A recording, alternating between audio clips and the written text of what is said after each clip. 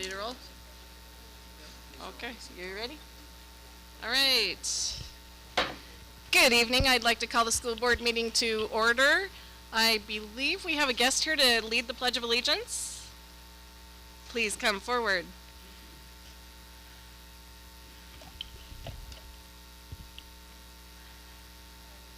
Is it on? Oh, there we go. I'd like to introduce Montecito teacher Deanne Denzine. She's going to lead us today. Very good. Thank you. Please stand for the pledge.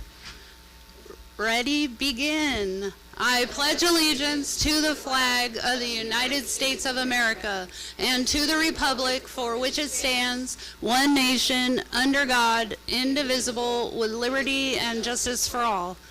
Thank you. After. All right, thank you very much. We have Montecito High School in the house. Appreciate you leading us in the pledge. Tonight we do have a full board and cabinet. Roger, freshly back from Singapore, so he's adjusting to our time zone tonight. We did have a couple of items that we took action on in closed session, and Roger, are you prepared to read those out? In closed session today by motion of member Darren Drum, seconded by member Dan Summers, the board approved the resignation and release agreement with a custodian, employee number 647135, by the following roll call vote, and it's unanimous. Also in closed session by motion of member Dan Summers, seconded by Maya Phillips, the board approved the expulsion of student number 23.01 for the 23-24 school year, and that was also unanimous. Thank you very much for reading out those two items. And just to keep you on your toes, we are now on item C4, which is instructions for addressing the governing board. The Ramona Unified School District welcomes your participation at the district school board meetings. Your participation assures us of continuing community interest in our schools. To assist you in the ease of speaking and participating in our meetings, the following guidelines are provided. Orange request to be heard cards are available to all audience members who wish to speak on any agenda item and or under the category of item E, public comment. These presentations are limited to 3 minutes per person or 15 minutes per item. Submit completed orange cards to the board's recording secretary in advance of the item presentation. Orange request to be heard cards will not be accepted once the agenda item has commenced. Speakers are asked to direct all comments to members of the board. All participants are asked to be respectful of other speakers when they are addressing the board. Public comment is set aside for members of the audience to raise issues that are not specifically on the agenda. These presentations are limited to 3 minutes per person or 15 minutes per item. Public comments may be submitted online at the link listed at the top of the agenda. Please note that electronically submitted comments will be printed and distributed to board members and will not be read aloud during the meeting. Thank you very much. We are now on item C5. That's approval of tonight's agenda. Approval. Thank you. Do we have a second? I'll second. Thank you, Maya. All in favor? Aye. Aye. That motion carries. We have an agenda. Item C6 is approval of the consent calendar. I would like to request consider item F3 as a separate item, please. F3? Yes. Okay. So we have a motion to approve with pulling F3 to an action item. Do we have a second? I'll second it. Thank you, Roger. All in favor? Aye. Aye. Aye. That motion carries unanimously. And please, when we get to F3, help me get that pulled, all right, in case I move past it too quickly. All right, we are now on item D1, and that is Montecito. Oh, wait, did we get it? Yeah. Item D1, Montecito High School Showcase Information. Montecito, welcome. Okay, thank you for having us this evening. I have some of my small but mighty staff here today. And following in the steps of the great Mount Woodson, we have a very short video for you to watch tonight. Thank you. Thank you for the opportunity to highlight Montecito High School and FutureBound Independent Study. The Montecito High School community is proud of our legacy here in Ramona, providing a flexible and individualized learning opportunity for students who need our unique school settings. Our staff is committed to the mission and vision as a safe, welcoming place for students to engage in learning as they transition to college and career. Hi, my name's Ryan, and I'm a senior at Montecito High School, and I like attending here because they allow me to be whoever I want to be, and I don't feel like I'm being judged walking through the school. As a professional learning community, we are collaborating on incorporating the RUSD collective commitments to accelerate learning as we focus on our mission-critical goal of preparing students for college and career. We are developing Montecito's Portrait of a Graduate, which will encapsulate the academic skills, character traits, social, emotional, and soft skills our students need to be most successful after they graduate.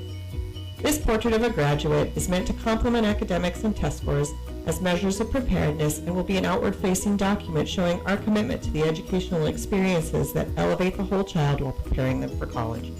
Hi, I'm Charles Tessman. I'm a senior at Montecito, and what I like about it is that the staff here really feels like they're trying to help me succeed.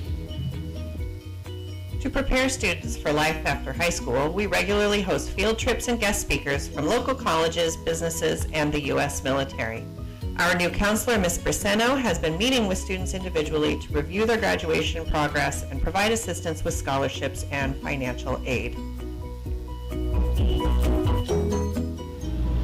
Hello, my name is Nick Jordan. I teach the construction program here at Montecito High School. I'm very excited for this year. We've done a lot of progress on our new shop. We've taken down the wall in between the old library and the old shop. The kids are renovating and they're learning on the job, which is amazing. We've done a lot of work so far. The kids can see the progress going into it. We've done a lot of painting. We tore down this wall down here, and we're putting in a wood floor so we can actually build our projects to the floor and not have uneven concrete. So I'm very excited about that. Next stage is we're going to build a lumber rack to hold all the materials. That's my point. So we're going to build a lumber rack over here. Also, we need to finish doing our van going over here on the top to hide all of that plaster. So the kids are excited about that. We're going to do a nice transition piece going from, so we're on trip hazard going from this floor to the next floor. So that's something we're working on right now. I'm actually having students troubleshoot that right now and have them see if they can figure it out on their own what we're going to do. So it's a little trial and error, but it's a good learning point. But we're very excited about this school year and what we're going to bring to the table and how these kids are excited for competitions. We're looking forward to going to, we have a field trip coming up to Palmer College for Trades Day, and we're looking forward to that. That'll be on the 24th of this month. Hi, I'm Shaden Church. I'm a junior at Montecito, and the thing I like about it is that we get credits from doing after-school activities. What's up? My name's Landon. I'm a senior at Montecito High School, and they helped me graduate early. We also like to have some fun and show our school spirit at Montecito High School while giving back to our community. Our soccer team is on a winning streak and has one home game remaining on October 19th at 3 p.m. on the Wilson Field. In collaboration with the San Diego Blood Bank, we are hosting a blood drive for the Ramona community on October 27th, and we are also offering CPR by the American Red Cross to students. I'm Angel. I'm a senior here at Montecito, and one thing I like from here is that they helped me turn my education around, and they helped me graduate. Hi, my name is Paulina. I'm a junior. Today's my birthday. My comment today about Montecito is that all the teachers are hardworking, they're helpful, and they're loving. Continuation schools like ours are a place where students can continue to grow and dream of their future. We are proud of our students and our staff and a proud part of the Ramona community. Thank you for the opportunity to share our stories with you tonight.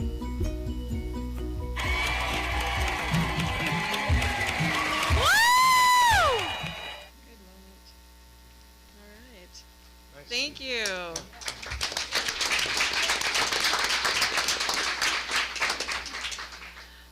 Well, thank you so very much for coming in. So could we have the Montecito staff raise their hand, those who are here tonight? Oh, welcome. And thank you. Right. Okay, is that it? Well, thank you so much. Very nice. We are now on item D2, and this is a department highlight of the Technology and Information Services Department. Thank you, Is President. that why we have the boss here? Perfect. Yes. The department we highlight, their leader has to lead the technology. No, just kidding. Thank you, though, Keith, for doing this. If we could ask you guys to stand and, actually, I don't know, maybe just come up to the table there real quick. I just want to share some information. You've heard and read some highlights of the department coming out of summer and everything that they went through preparing our sites. And when I say sites, I mean every individual at the sites, because we all deal with technology every day in some way. And so I'm a first-hand recipient when I'm in the middle of something and I have to finish and I'm stuck and they come running over to help immediately. It's so appreciated. But I want to give some background with everybody so you really know who we have. And I learned a lot from this. I just want to go over kind of the histories real quick of where you've come from and where you're at. So I'm not going way back, don't worry, like kindergarten or something. But so we have Keith, who's been the director, and he was hired in August of 2000, so more than 23 years now. Then we have Kevin, who was hired in July of 98. So Kevin is the computer technology supervisor. Then we have Danielle Shaw, was hired in September of 2011. And she is our information system support specialist and the CalPads analyst, very significant to all departments. Tom Long is a computer tech 1, but was hired as a custodian 1 and then went to a lead custodian. Oh, I'm sorry, he was hired in June of 19 as a custodian 1 and then now as a computer tech 1. So he's gone through several moves there. And then we have Gina McManama, computer technician 1, started in August of 2019. And then we have Karen Purdue, who started in 1992 as an instructional aide and then moved to computer lab assistant in 94 and then became a computer tech 1 in 2006. And we have 2 new folks, but they are not here tonight. They haven't started yet. Oh, starting tomorrow. Okay, so that's Jesus and Sean. And so their hire dates are October 13th. So we just wanted to have you come for the board to all see, and they've heard about you and read about all of the different aspects of your department and all the things that you have done for everybody, tech tickets, projects, whatever it is. And I would say that I think that at least in my mind, you guys do whatever it takes. Had to rewire a whole new office building and 8, 9, 10, 11 or 12 office spaces there before summer ended. And so we are just extremely grateful. Keith, is there anything you'd like to add? Anything recently? Or I know I'm putting you on the spot, but.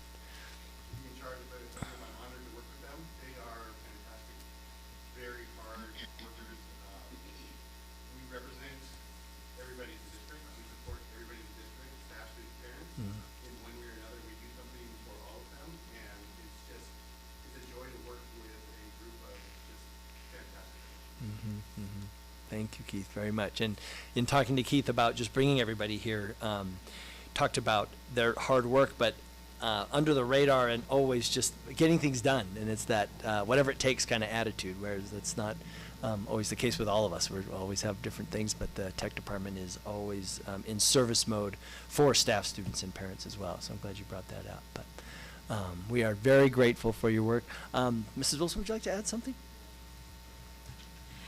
To say that they're the unsung heroes would be to sell this team short.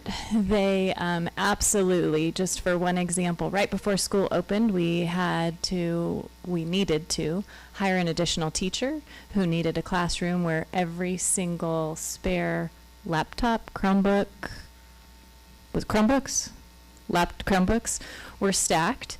And we needed to give up that classroom immediately so a teacher could move in. And they all jumped in, carried I don't know how many in their hands and loads and moved it and handled it like that. That's just one example of how they pivot in a moment's notice to help support the school sites or district with just with integrity and heart in everything that they do. And so I'm honored that they're a part of the education services team, and they impact every single person in this district. And Keith and I talk about that a lot, how they absolutely touch everyone, and they don't even like, not everybody knows that, right? Students wouldn't be able to get online if it weren't for these people. Teachers wouldn't be able to do their jobs if it weren't for this team. And so it's really an honor to have them here tonight and to get to celebrate them. Very nice, thank you. Well, welcome and thank you so much for all you do. So I'd like to make a comment. IT is one of those things that I know I take for granted until I don't. Yeah.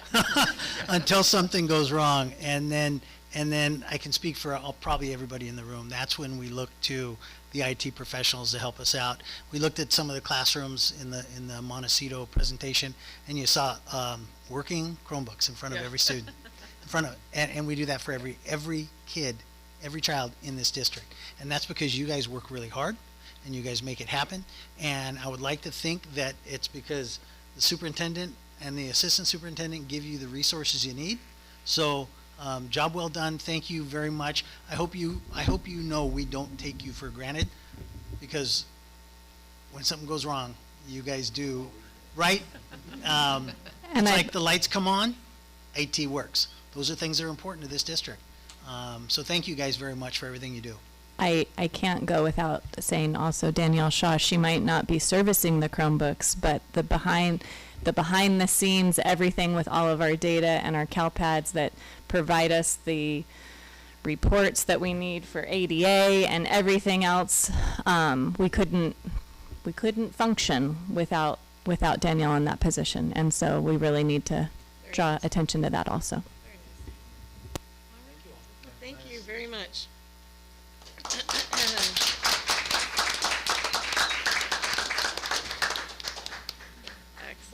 Excellent. We are now on section D3, and that's our student board member reports. And so who wants to go first? All right, Claire, go. Is it on? Good evening. My name is Claire Scanlon. I'm the student representative for MBA High School. Thank you, Dr. Thurman, President Perfect, board and cabinet members, for allowing me to speak today. Last meeting at MBA, we introduced 2 new clubs, the Science National Honor Society and the Dungeons and Dragons Club. SNHS, Science National Honor Society, sponsored a booth at the Fall Carnival to educate younger students about the dangers of plastic and the difference between recycling and trash by making recycled paper airplanes and racing them. And Dungeons and Dragons Club welcomed students in grades 8 to 12.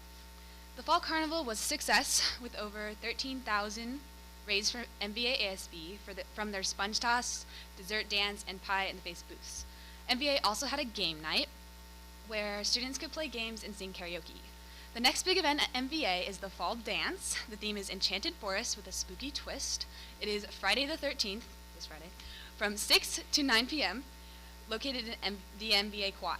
With our flexible schedule at MBA, we have 29 of our MBA high school students taking 41 Palomar college classes this semester.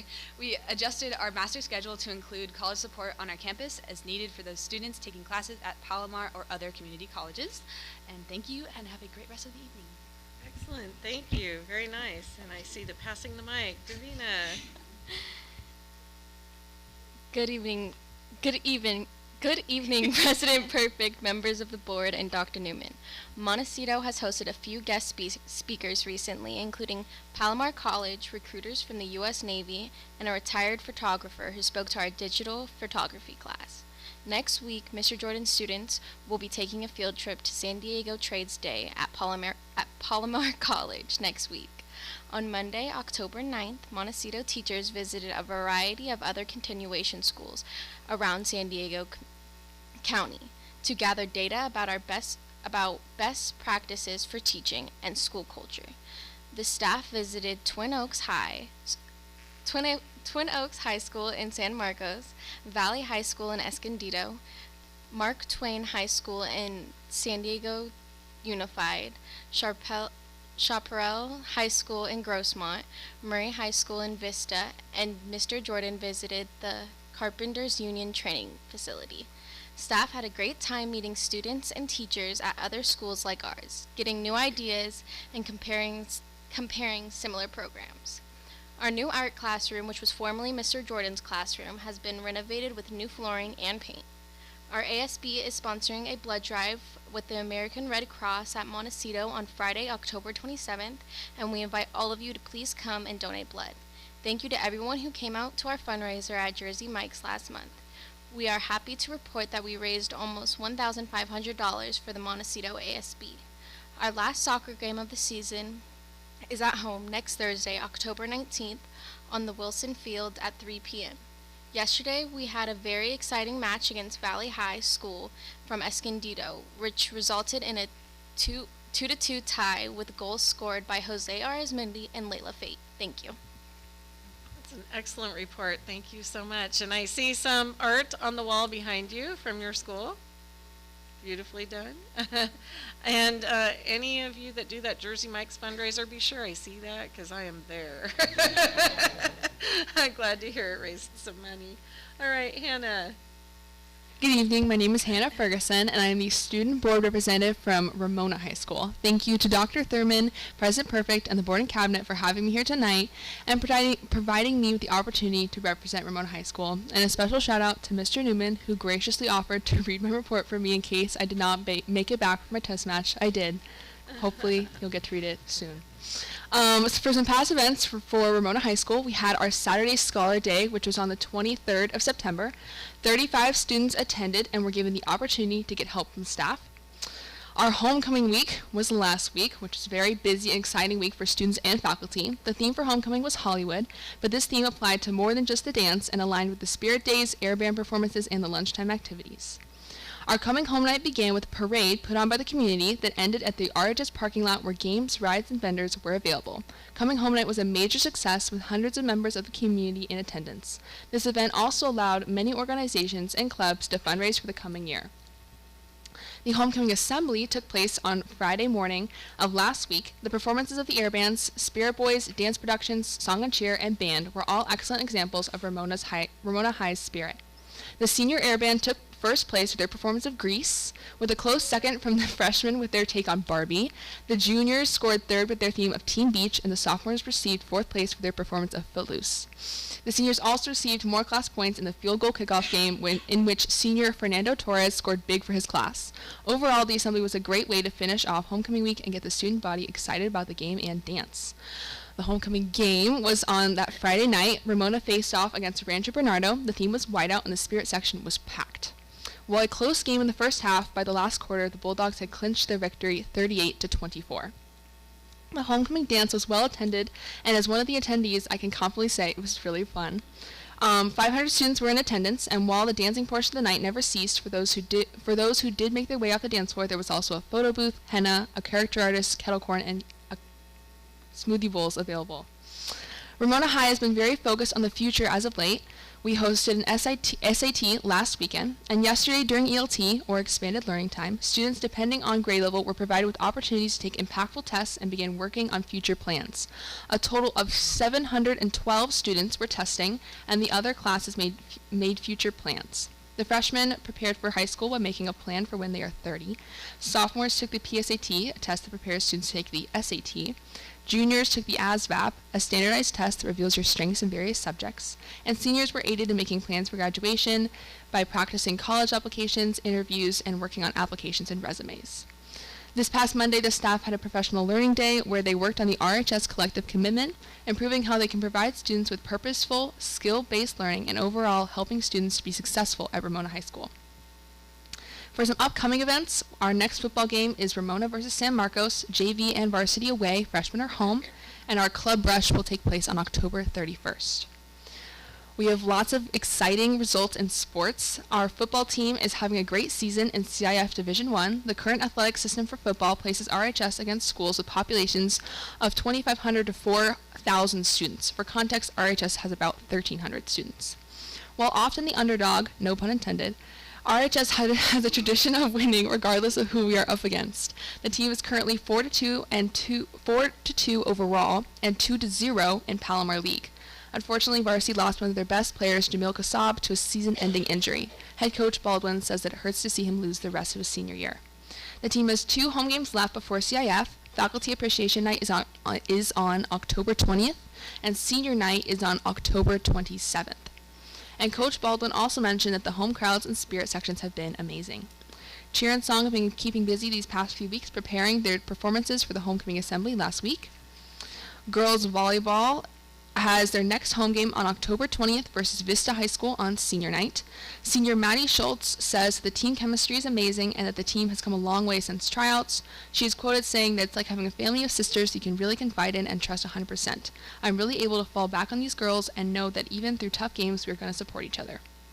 Boys water polo has had a great couple of years, and the 23-24 season is no exception. Player John Gillen says that the team has had its ups and downs, but as a team, they've overcome their struggles and have a passion for winning. I am very excited to report that as of tonight, the girls tennis team clinched their Palomar League victory and finished off league play undefeated with an 8-0 record. Nice. Tonight, they played their last league game, defeating Fallbrook 15-3. After an amazing season in a new division and new league, the Ramona varsity girls tennis team ends the regular season with a 16-1 record and one of their best seasons to date. Now we move on to 3 weeks of tournaments. The girls golf team is continuing to do great as they finish off their league season. Player Josie Easley says that the season is going great so far and new players are catching on quick and showing great progress. Cross country is competing in Valley League tomorrow on Friday the 13th. NJRTC has been keeping busy with the coming home parade, the homecoming tunnel team, sword arch, color guard, and stadium cleanup after the homecoming game. The marksmanship team had a virtual competition last Friday before school at which they shot a season high. And last Saturday, their unit had the annual company field meet at which Ensign Sabrina Carey led the 5th platoon to first place victory. Our club rush, again, is on October 31st. Our Red Cross Club recently held 2 blood drives at Ramona High campus. They initially planned to only host 1, but they had so many students interested in donating that they added a second day. The first drive on September 19th, 26 students donated, and on the second drive, October 3rd, 42 students donated. In total, the Red Cross Club gathered around 60 units of blood, which could save up to 180 lives. The club president, Lincoln Sherzan, said that they have plenty of volunteers and everything went as smoothly as one could hope for. The National Honor Society had their first meeting last Tuesday. President Galea Martinez says that she was really excited for the first meeting and wasn't expecting so many people to sign up this year, and she is glad to see so many people interested in helping the community. One of RHS's newest student-led projects is the RHS News, a newsletter by the students for the students. Their newsletter provides detailed and well-written articles about all types of student events and reminders about upcoming activities. For anyone who is interested in keeping up on RHS News in between my reports, the link to their page is www.ramonahsnews.com. As always, thank you to the board for having me here tonight. I appreciate the opportunity to represent the amazing community at Ramona High School. Thank you so much. Good night. Very good. Thank you. Any questions? Okay, excellent. Very nice reports, all 3 of you. And as always, as we make our way through the agenda, if there's anything that you want to chime in on, we would love to hear it. And if you're not able to stay for the whole meeting, we do understand, so just slip out when you need to. All right, thank you. We are now on item D. I guess this is a fine place to mention. Did I hear that Coach Baldwin is nominated for some sort of award and there's some voting involved? So if anyone is interested, the Chargers, I guess it's their website, they have a Coach of the Week, and our football coach, Mr. Baldwin, is up for it right now. So if anyone is a big fan of Baldwin or wants to go vote for him, that would be super cool, because we get money if we win, so which would be pretty cool. So yeah, there's some money involved, so it'd be really great if anyone wants to support the football team. So yeah, thank you for reminding me about that. Absolutely, and thank you for having the details. Okay, we are now on item D4. That's a report from California School Employee Association, Chapter 733. Do we have someone here tonight? We do not. Moving to D5, that's a report from Ramona Teachers Association. Welcome, Corey. Thank you. Hello. You guys have other places you want to be. That's over. That's Thanks fair. for coming in. Congrats today, too. Yeah. She said they, but she's a we in that. Oh, yeah. First of all, we love that we saw school board members at sites with our admin team doing classroom visits. I hope you saw all the efforts of our teachers that they put into their lessons each and every day. It is so much more than just pulling out a lesson from a previous year. They spend hours preparing to make information relevant for our students. We encourage all board members and all administrators to get into classrooms more often to see their efforts and to experience what students get to be a part of daily. It's important to see classrooms before making decisions that will affect the classroom. Our teachers responded to a survey from our bargaining team to prepare our initial proposal to begin the bargaining process for this year. We look forward to a positive experience working with district leadership at the direction of the board to have a productive process and work together to create the best working environment for our teachers and certificated staff. At RHS, as she shared, we just had our homecoming week, which was a huge success for our students with many activities from air band. Yes, the seniors won. Miss Brainerd and I are the advisors for that. By only 4 points, though. The freshmen were very good. But so it was a huge success with air band, dress-up competitions, everything from that to school and community carnival to the football game with a great spirit section and ultimately the dance. Mrs. Snodgrass deserves several props for that, along with other staff and students who put in countless hours to create an amazing experience for our students at RHS. RHS also had an entire day for students to plan their future this week. All grade levels had different events in their ELT classes, including the ASVAB, PSAT, college application, financial aid help, and many more activities. Elementary teachers across the district are preparing for parent-teacher conferences that are coming up at the end of this month. While this is a lot of work, we recognize it's beneficial for our students' progress in their learning. Barnett had a fabulous space assembly put on by Blue Origins, and students are excited to send their postcards into space. PTA at Barnett will be putting on a Monster Mash October 20th in their multipurpose room. You might want to mark your calendars. October 20th is a very busy night in Ramona Unified because Hanson will be hosting their pumpkin decorating contest at their Monster Mash, also on October 20th. And they're actually offering a free costume exchange all week, which is a pretty cool idea. OPMS also has an event on the evening of October 20th with their fall festival, and they will have music, food, and fun activities for all. So thank you for going, and a huge shout out to Montecito for being here tonight and all of the amazing things that they already shared. And just a side note that has nothing to do with my report, but I realized I'm wearing it, so I'm going to go ahead and say it. The adult transition class at Ramona High School does spirit wear. If you're interested, reach out to Mr. Wilkerson. They sell it through the student store, which is run by our students in the adult transition program at Ramona High School. So it's actually a pretty cool design. It is. So check it out. All right. Thank you so much for coming in. Okay. Yeah. Good report. All right. I noticed that Hannah just doesn't leave so much for, reporting, right? She covers it very well. Yeah. We are now on section E, and that is public comment. These would be comment cards submitted that are regarding items not on tonight's agenda. Okay, we're going to start with David Patterson, the topic going big. Dave, welcome. Nice to see Thank you.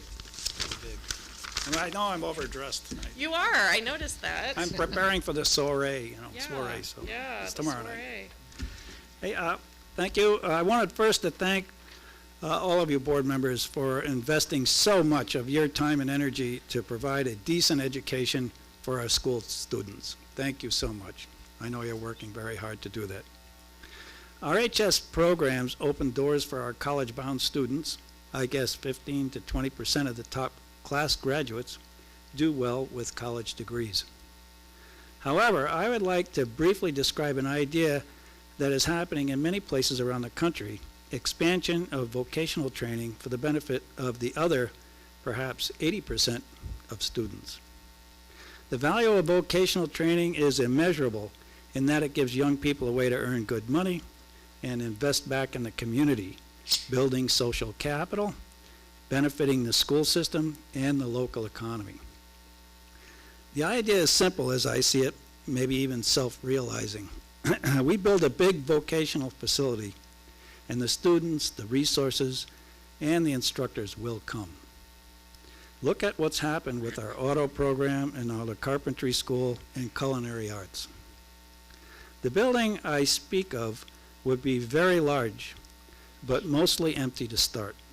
Perhaps the size of a football field, with room inside for construction, culinary, electrical, power, automation, electronics, a machine shop, and maybe more. Simplicity is best because as the programs grow, the facility would easily be reconfigured inside with expansion, and with expansion we could get money from industry for outfitting. I will send you an outline soon that describes this better than I can do here in 3 minutes, and I hope that you might be convinced to go big and let the expansion of vocational training happen here in Ramona, like planting a seed and harvesting a cornucopia. Should you think the idea worthy, please sign me up to be on a committee to investigate. I am a proponent of vocational training because I was the recipient of vocational training. And someday I can tell you the story of how it's helped me, my family, and I hope the community. Let's go big, I hope. Build a big building and provide education that is right for all of our students. Build the facility, and I say the rest will be automatic. Thank you. Very nice. Thank you, Mr. Patterson. Excuse me. Roger, do we have any more? No, single topic. Very good. Okay, the next topic is from Samantha Thacker on transitional kindergarten.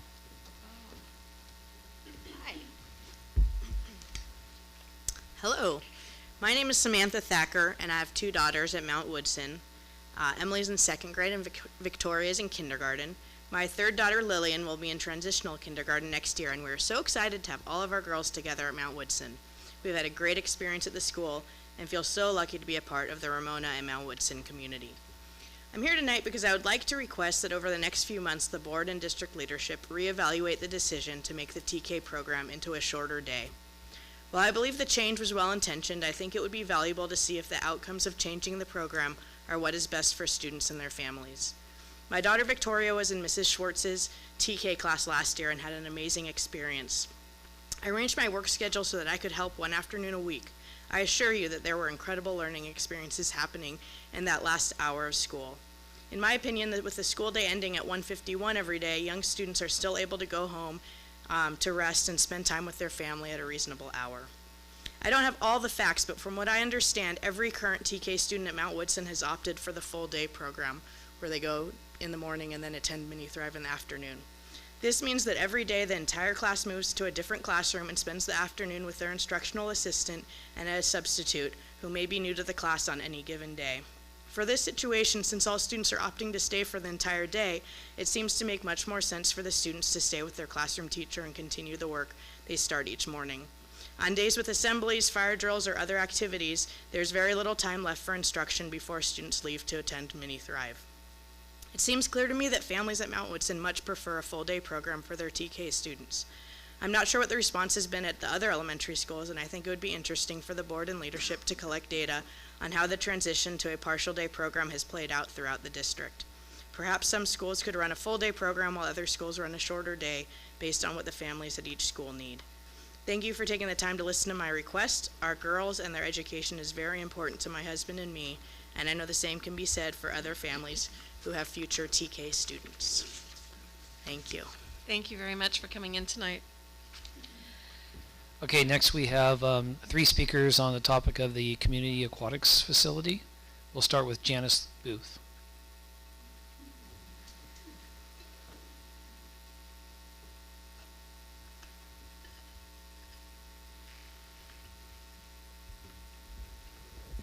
Thank you, board members and Dr. Thurman. I spoke last time, so I'm not going to try to repeat myself. I realized the one thing I kind of missed was the fact that even if we had the high school pool up and running for the summer, is as you all probably realize, this younger children, especially like 6 and under, do not retain what they've learned in the summer all the way to the next summer. So it would be advantageous, even just for thinking on that accord, to have an aquatic facility for learning. And we're smaller in Ramona, so and I think someone made this point, we don't need like the giant 50-meter pool. And it would be real accessible to the high school to have a deep pool, not deeper than 5 feet, but deep enough so that water polo can actually play the whole entire 25 yards. And they could bring in they could have their meets, and they could have everything there. So wherever we locate would be very close, so that the high school teams could come and work out and be there too. And I think that's kind of it. But we need everyone to go with a bond, and I know that you need to see more community support, and I think that's happening. I think people are a little intimidated to come and talk, but I've advocated for people to email, and I don't know if you've received emails for support for the swimming program, but education-wise and for all ages, general. I'm gonna leave in a minute, but I opted out of my hip surgery just because I have been going just a couple times a week to an aerobics class, a water aerobics class, and I'm having like hardly any pain in that hip that has a lot of arthritis. So I'm just a walking person here that has been in swimming since I was tiny. My parents both swam well and taught me as a baby, but so I'm just a walking example of what can happen for older generation too. Thank you. Thank you. Next is Alicia Watkins. Good evening. Thanks for having me tonight. My name's Alicia Watkins. I live and work here in Ramona. I have 3 daughters, 12-year-old twins in 7th grade at Olive Pierce, and a freshman at Ramona High School. All 3 of my daughters fell in love with swimming at a very early age, mainly because we have a pool at home, but more so because they were fortunate enough to attend swim lessons and learn swim safety, drowning prevention, all those things in an early age. They were blessed and fortunate enough to do so. However, we had to travel down the hill for those lessons. However, we were blessed and fortunate enough to be able to afford them and to be able to travel down the hill. So I'm not here so much tonight to tell you how much my family personally would love a community aquatics education center or facility, but I'm here tonight to advocate on behalf of all the residents of Ramona who can't afford swim lessons or aren't able to travel down the hill for swim lessons. I'm here to advocate for equitable access for the whole community to appreciate and utilize a community education aquatics facility. Not just children, but seniors, as Janice was talking about, and residents of all ages.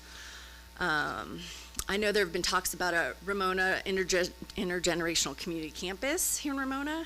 How amazing would it be for Ramona to have a public community aquatics education center to go along with that?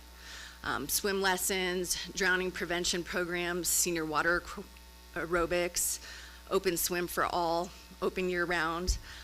Clearly, the County of San Diego thinks it's important, given the grant that was awarded towards drowning prevention and swim education programs. Lastly, I'd be remiss not to mention the need for a proper and safe swimming and pool facility for all the students and your constituents here in the district. Our 2022 CIF Division III Ramona High School boys water polo champions, our girls in swim high school teams, and I'm not sure if you've ever attended a water polo game at the high school here. they're not allowed to stand, but one end is so shallow that they actually just have to like lift their legs and tread water. It's very difficult. A new facility, new proper safe facility, new pool would also allow those programs to host events, tournaments, meets that could generate revenue to help fund those vital programs, and have nicer facilities and maintain them. So I hope you'll consider passing a bond measure. I know that. I'm sorry, but your time is up. Thank you. Thank you so much. Okay, last is Leal.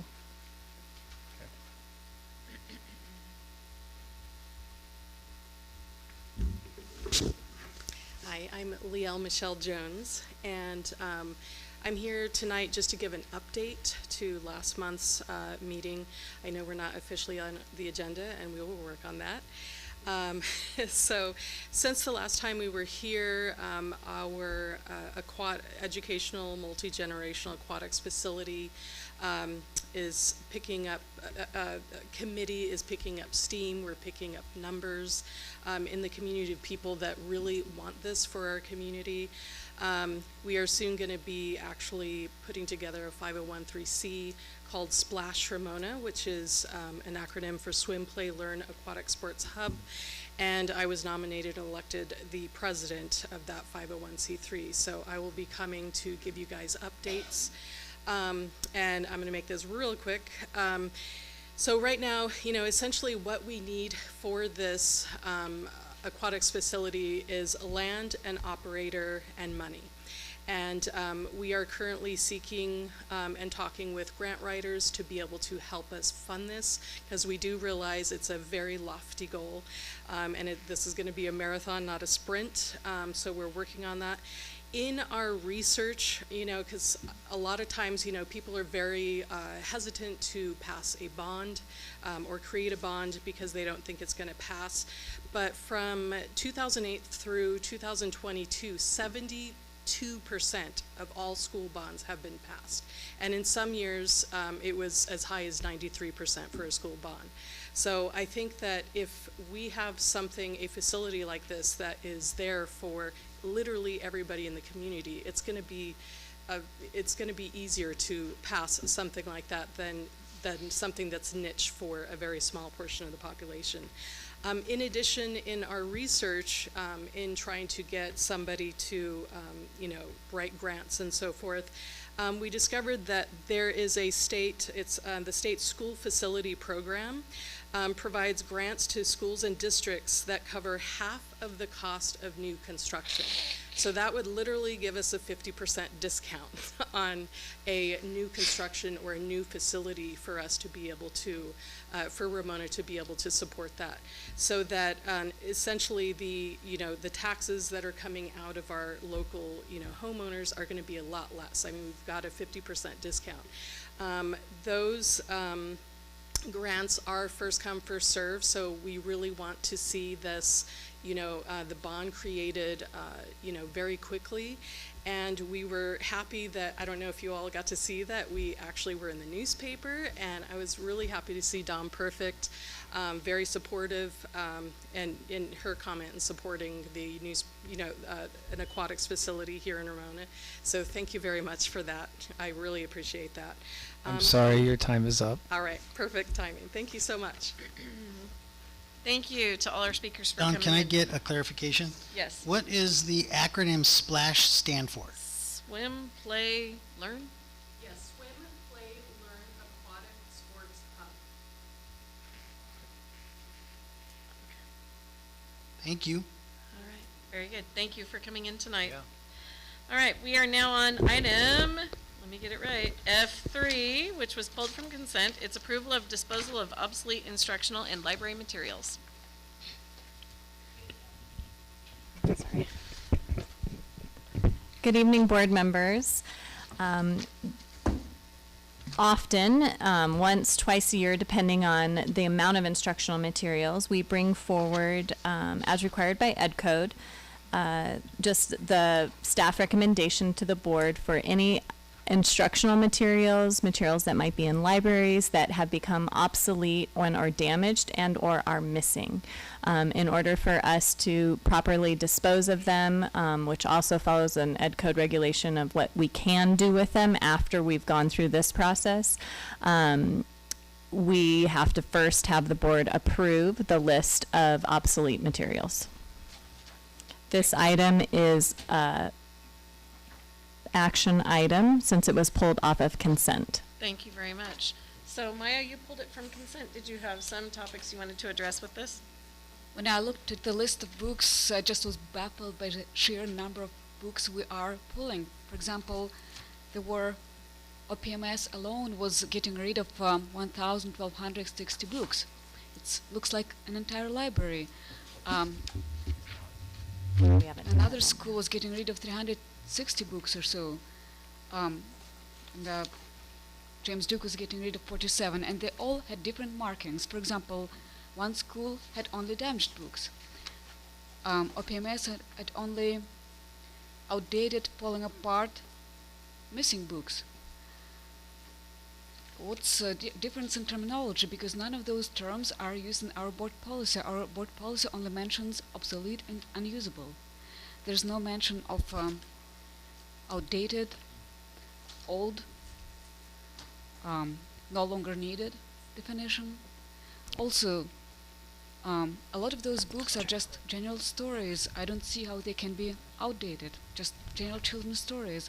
Also, how much money are we spending to replace all those books? Why are we getting rid of so many? And do we really need, so if we are donating some of the books, it means they're usable. If they're usable, why are we getting rid of them? And what are we going to replace them with? In light of all the new books that are coming out, do we really need to replace them all? Also, if the books are missing, we're not getting rid of the book, it's already missing. Maybe we just can replace it. Also, I asked what was definition of old, for example, or outdated. So, for example, old, there are some books from 40s and 50s and 60s, so maybe a year or two ago they're not old, and they're old this year. There are also books from 2090s. How come books from 40s are old? For example, or maybe that's the opposite. The books from 90s are old, and from the 40s were not old just a couple of years ago. So I was just baffled by the logic of that. It made me think of all the expense. Do we need to go through all the expense? Do we need to clean up the terminology? Are we getting rid of the right books? Why some schools use only certain terminology, other schools only use some other terminology, which is none of them is used in our board policy. None of the terminology used in the reason why we're getting rid of all those books, none of those words are used in our board policy. They were neither obsolete nor unusable the way it was used in here. So I just thought let's maybe pause and rethink the policy, how we're getting books, getting rid of books. What books do we need to? Do we really need to? There's some very general, neutral children's stories that there's no new science on them, no new discoveries.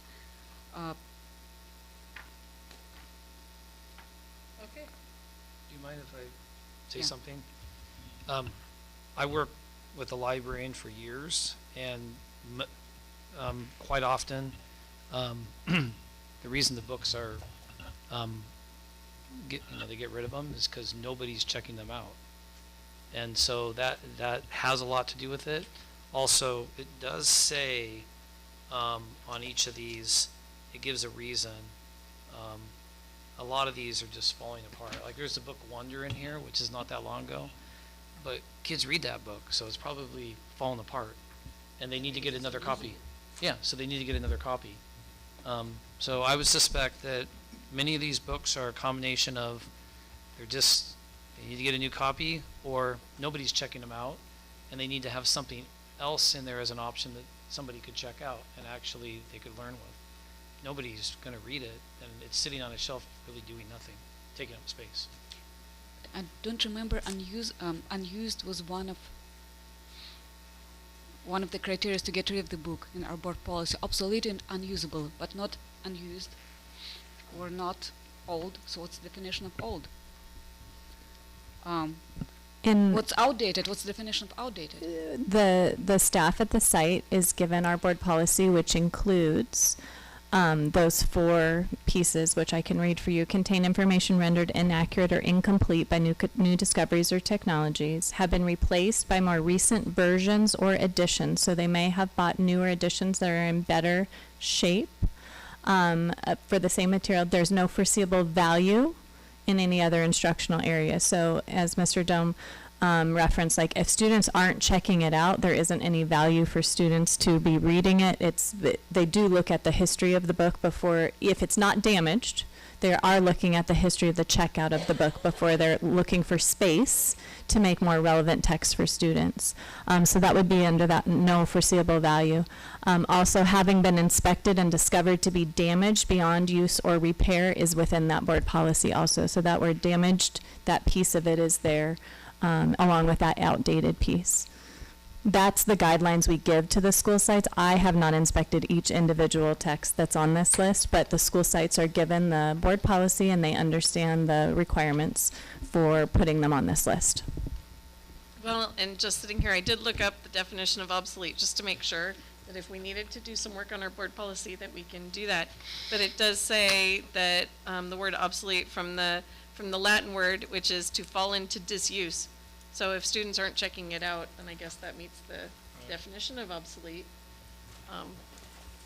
Yeah.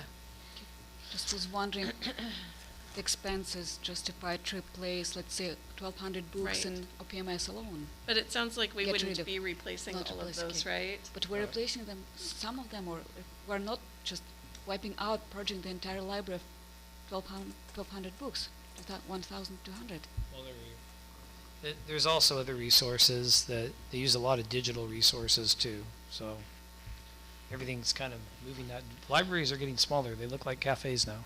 I, for one, am actually glad staff is going through these to make sure that we're offering the most up-to-date versions, that the books that are on our shelves are serviceable and not falling apart.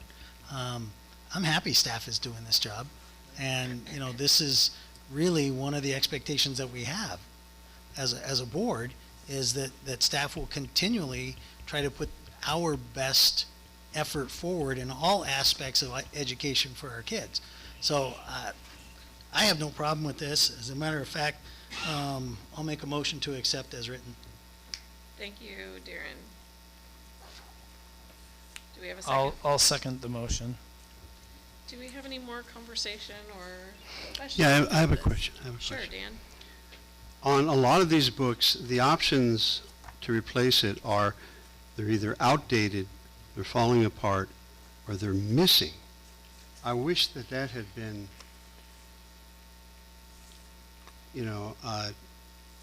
identified a little. I wonder how many of these are actually missing from our library. They went home and never came back.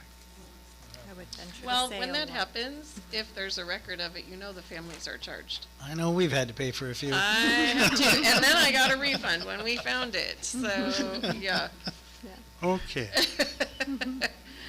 Yeah. I do, where I worked, they took the library, got rid of most of the stacks now, because they brought a lot of digital resources in. And then they converted it so it literally looks like a cafe.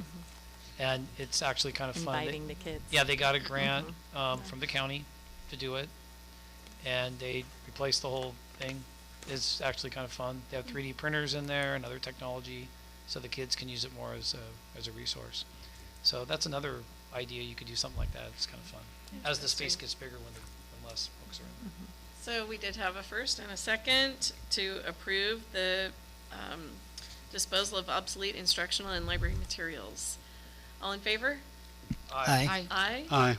That motion carries unanimously. Thank you. We are now on item F5, and that's pilot of instructional materials for the introduction to to film and video production. I'm so used to lit and film classes. I'm a little warm. Are you warm? Yeah, it feels like it's getting President Perfect and Governing Board. On March 7th, the board approved a course of study for film and video production. This is a CTE course. This book, Film, Art, and Introduction, is shared tonight as a pilot. Parent and student feedback will be requested throughout the pilot, and materials will be available for community review in the hall. School sites will also review these materials with their school site council as a part of the pilot process. This pilot will take place from November through April, and we anticipate bringing this text back for approval in May of 2024. To differentiate this from the other film class, because we can easily get them a little bit confused, when we walked into this classroom, gosh, was it last week we were in classes or the week before? It was you see students with video cameras, and they're looking at angles, and they're doing all of these technical, it's all about the technical video that they're creating and production that they're producing. So that is different than our film and lit class, where they're actually watching films and reading literature and comparing and doing that. Very different course. Very good. This is an information item. Excellent. Any questions? I, for one, enjoyed the book, and it was really not the study of film. No. Right. It's the study of making these films. Yeah. And you know, we had a speaker here tonight talking about, CTE and how do we expand. I think it's great, and I thank staff for bringing it to us. So, learning how to make their TikToks better? Probably so, but let's look at the bright side. That is the bright side, right? I love that stuff. Yeah. I'm not on TikTok, but I see them. Dan will make a few for us. So I have one. Yes, Roger. I have one question. All the videos have these little orange numbers next to them. Mhm. And so I'm assuming that we're also buying into something where these little videos are being shown so that they can see this is the concept that they're trying to teach. I would imagine so. I haven't clicked on that video myself, but yes, there's an online component. I hope so, Yes. because that would make Yeah. this would make this book really rich. Yes. Awesome. It was actually really exciting to be in that classroom and see some working on, I want to say it was Adobe Premiere for their videos, while others were learning like the vocabulary or the moves within film, and they were all in different stations when we were in that classroom together. And Leslie, there's two kinds of close-ups that we learned the other day. One of them was a zoom in, and one of them was,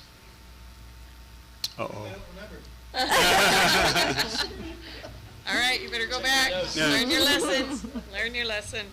All right, well, thank you very much for sharing that information. And if board members have any questions moving forward, I'm sure that you can get word to Leslie, and she'd be happy to find the answers for you. All right, we have several procedural items here coming up.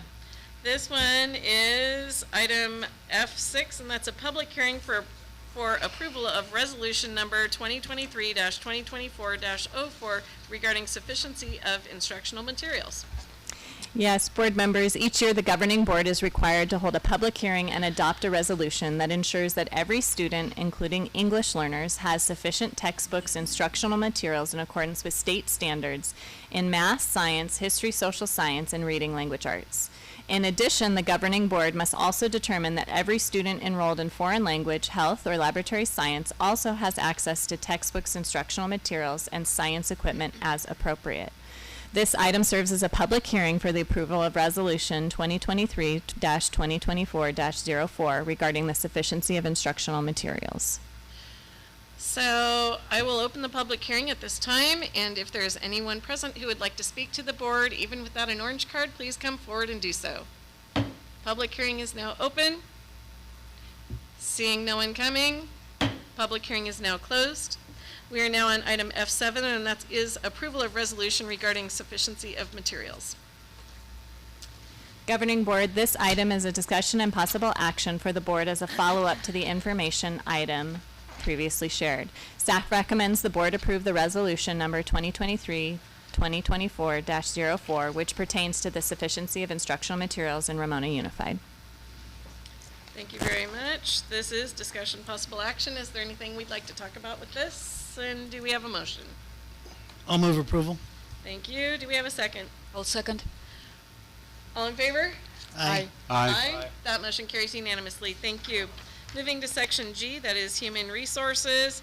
Our first item to address is item G2, and that's initial proposal from Ramona Unified School District to California School Employee Association and its Ramona Chapter 733 for 2023-2024 reopening of negotiations. Members of the board, you have before you what's referred to in the initial proposal as sunshining.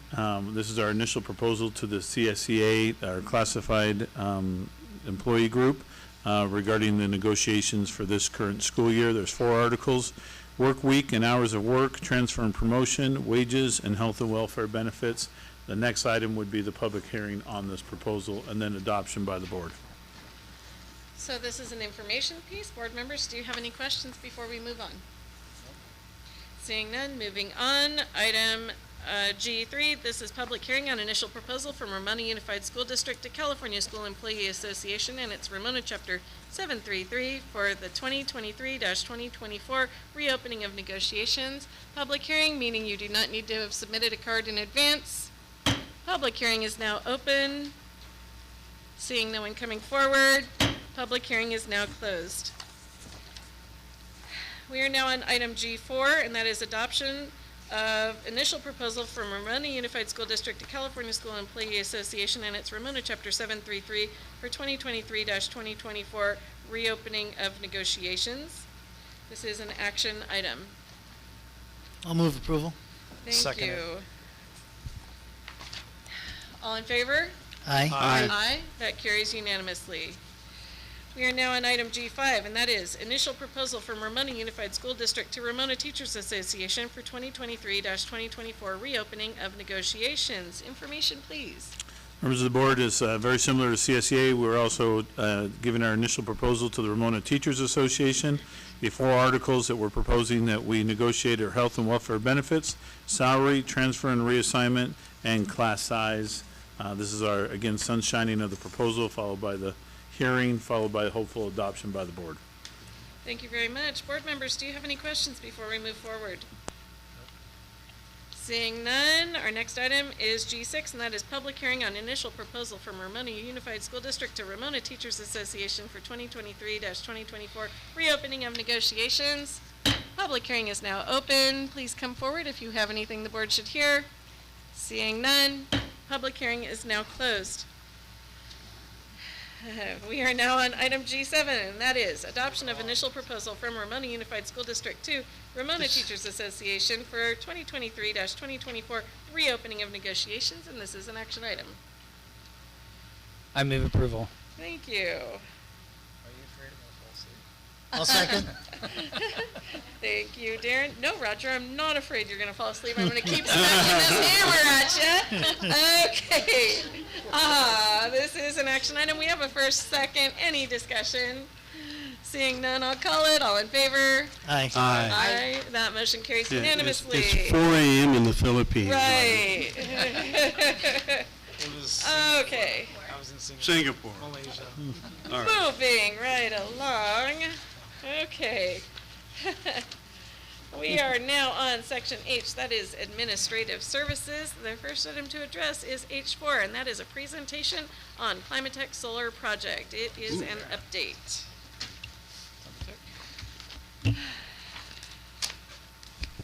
Good evening, Governing Board. In May of 2019, our district entered into an energy conservation project with Climatech. Tonight, I'll be giving an informational presentation to update the board and our community after reaching our 3rd year since completion of this project on our energy savings. Thank you.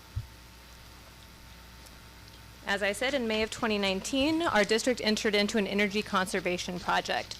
So we installed solar panels and energy reduction devices throughout our district. The total cost of this project was a little over $12 million, and we financed it over 15 years. The project was completed in September of 2020, and some of the highlights are we installed solar panels at 8 of our school sites. We finished the remaining 70% of lighting modernization, which was district-wide, to high-efficiency LEDs. And we previously had done 30% of it back in 2016. We replaced several HVAC units at 5 sites, thermostats, door contacts, and windows at Ramona Elementary. Here's some details about solar panel sites and details. This is specifically for you, Mr. Dome. I was thinking about you for this part. So we had 8 school sites that had SunPower solar panels installed on shade structures, and they were placed in either the front or the back designated parking lots or fields of each school site. Climatech is who we were working with for this project, and they analyzed the different types of solar panels, and they picked the ones to assure the best price, warranty, and long-term savings. Each solar panel is rated at 435 watts, and our district has 2,886 solar panels in total. And the details there for each of the school sites are listed below by the solar panels and then the date that they were turned on. Very high level electricity consumption. So I want to kind of point out when we were looking at this from construction period from 2019 until when the solar panels were turned on, we did go through a lot of things during that time span, which we had COVID, distance learning. We didn't have complete school operations going on. So when we were analyzing the data to see what our electricity consumption was, we were looking at 2019-20 as being prior to solar. So at that time, we had 2.7 million kilowatt hours annually that we were consuming district-wide. When all the solar panels were turned on between June 2020 and September of 2020, that was the first full year of complete solar production, and that was in 21-22. So that was the first full year we had that on. So after all the solar panels were fully online district-wide, our consumption dropped an average of 1.4 million kilowatt hours annually. Now, the fun part is looking at the electricity bill. That's what I was really concerned about. So in 1920, in that school year, prior to solar panels being turned on, our electricity bill was $970,000 annually district-wide. Historically, and specifically for Ramona Unified School District, our electricity bill would increase 5 to 10% each year. And that's what was used for our multiple year projections and on our budget.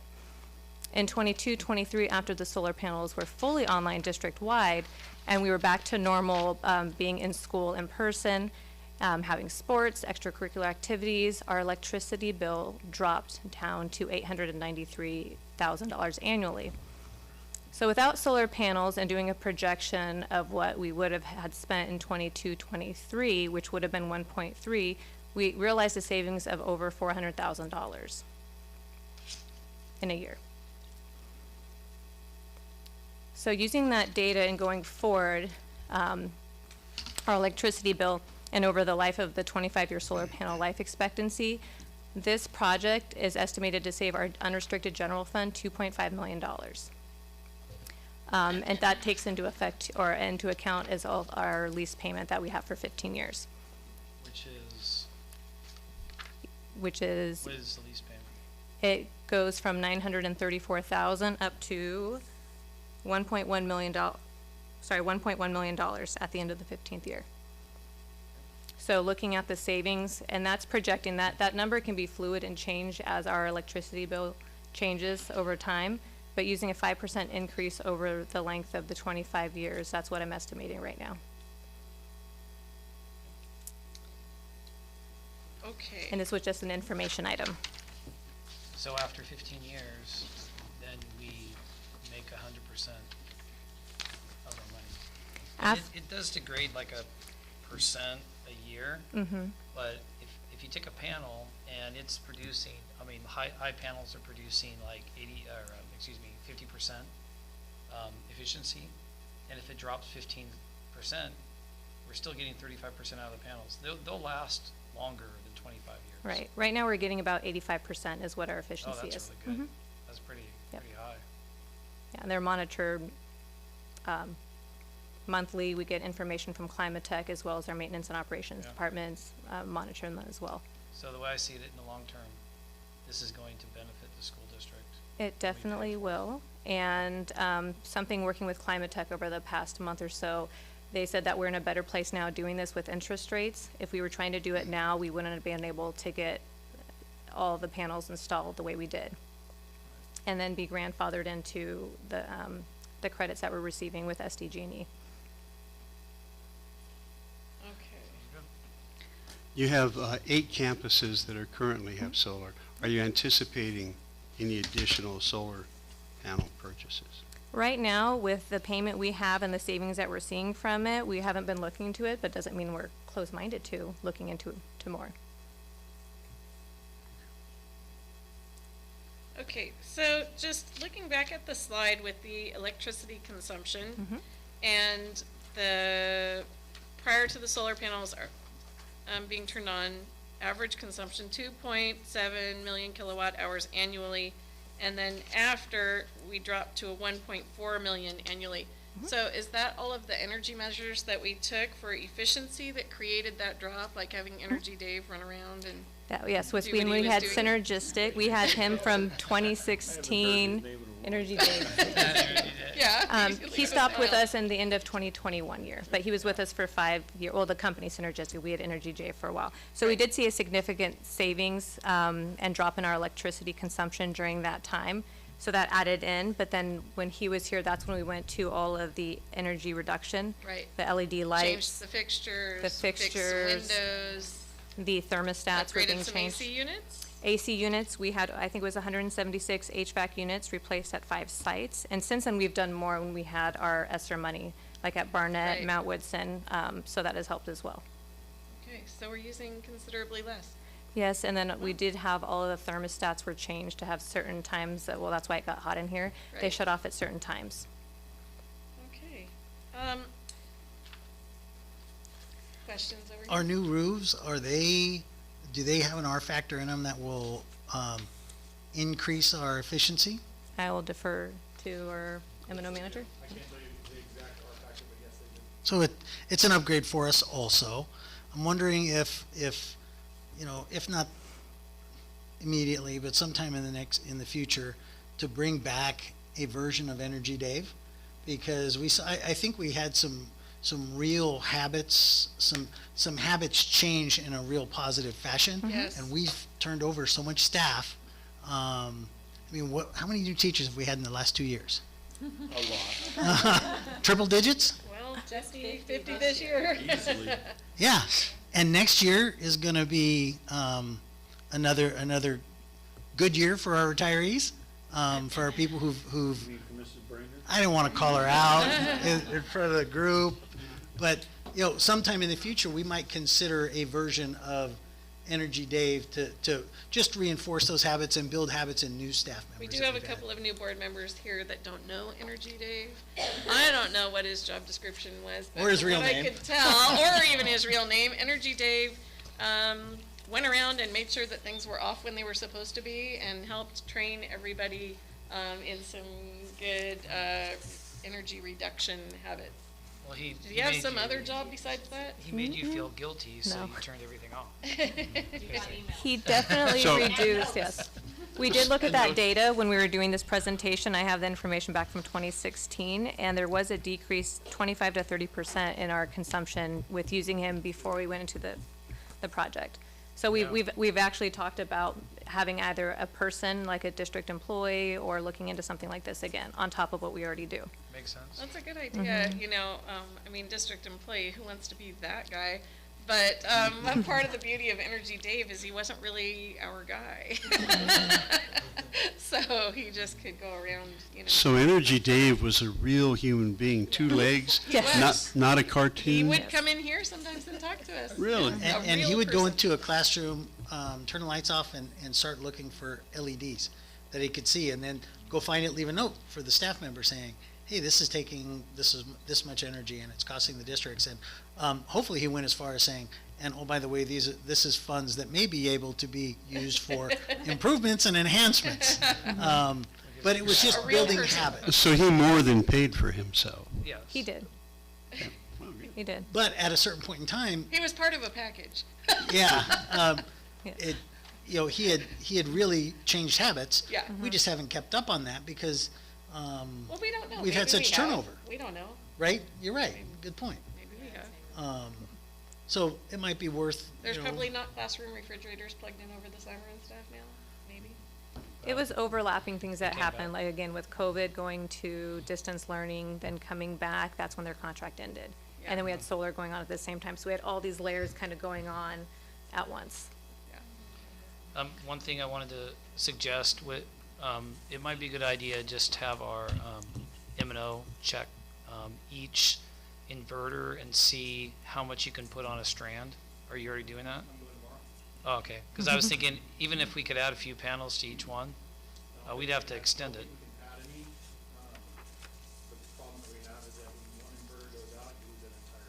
Right. Yeah, I know. I don't know what they. Oh, I was just saying that if we only have 10 and you could put 12 on it, we could look into making them longer. And I put do more panels on. remember, Roger, our conversation at the time was, let's look into buying inverters with a larger capacity than we need. Yeah. I don't remember what we did. I was but, pushing it. I was pushing that just for this reason because it's really cheap to hire an electrician to add them because you're just adding them to the strand, and you do that later, you save a lot of money. So maybe You don't it's have an to have option, Climate Tech maybe do it's it. not. Can't have anybody do it. Okay. Thank So. you. Any other questions? Yes, Maya. So Melissa, when you said that after all the solar panels were turned on, the electricity consumption dropped from 2.7 million kilowatts to 1.4 kilowatts, does it mean that 1.4 million are from SDG&E then? I'm a little confused. So I think we're buying it, right? We're buying 1.4 million because that's So what when we're I consuming talk after- about electricity consumption, the way our SDG&E bill shows, it has what our usage is, and then it will show what we've generated. And then at the end, we'll get a net total of what we're getting billed for by kilowatt hours.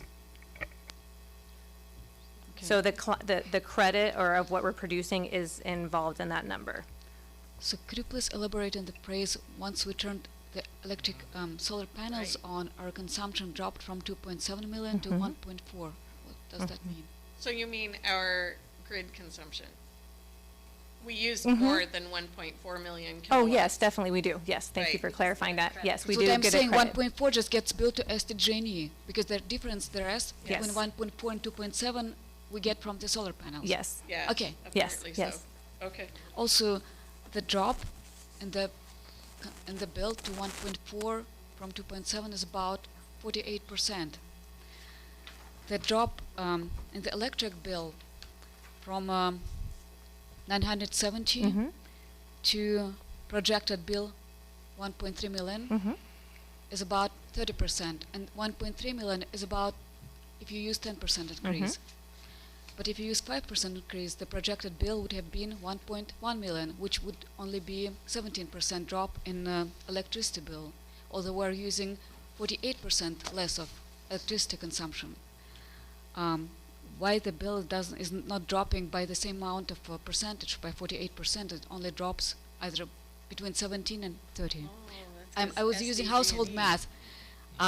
Correct me if I'm wrong, but I was just using basic calculators. So during that time period from 2019-20 to 22-23, when I'm looking at those numbers, I'm looking at each thing by fiscal year, and I'm looking at the billed kilowatt hours versus the electricity expenses, but then I'm also looking at prior increases or decreases in the bill, and then what's going forward. So when I'm doing numbers, and if I'm looking at 19-20 for 970,000 in electricity bill, for that one, I'm going to look from the previous year, that bill, which you're not going to see on this, and I'm going to increase that bill by between 5 and 10% to see what the savings would have been. It's the same thing when we're doing the budget for our district, and we're looking at utility bills. I look at prior data, and I look at current data trends, CPI, and I do projections based on that. So looking at a trend over time Yep. to estimate what it would be. So I have numbers for this from 2014-15 and then forward. And I can look at it, and things have changed, and it was really weird between those years because in 19-20, that's when COVID started in March of 2020. We only had 3 school sites that were turned on for solar during that fiscal year. Then the following year, we still had distance learning, we had partial days, and then we had solar turned on for the additional 5 sites. So it's really hard to just get a consistent trend and follow what you're saying, Ms. Phillips, on going through and trying to say exactly at 5% at 10. I'm looking at real data mixed with projections to get these numbers. And then the following year after that, in 21-22, That was normal operation, but that's also when SDG&E had a new billing system. And then they also went ahead and applied all of our kilowatt hour credits from the previous fiscal year into our current billing cycle in that one. And it wasn't until 22-23 that was a real good, clean data year for us to look at to compare back to prior year solar. Yes, I wasn't touching all those years in between because they're all skewed and they wouldn't have Yes. represented the correct picture. What I was talking about, that 1.3 million correctly represents 10% increase from if you use 10% increase every year. But the difference between 970, the last clean year, and 1.3 million, the first clean year after COVID, is about 30%. So I used 1920 as a good base year for prior to solar. And then after solar, I'm using 22-23. So we're skipping 2 years in between because I was trying to use the cleanest years to compare, like more kind of apples to apples on there. I'd be more than happy to share my data with formulas that I could share as a board update with everybody so that they could see my logic going through. Pardon me, I used an incorrect number. I was comparing to 893. What the bill dropped to, from 970 to 893.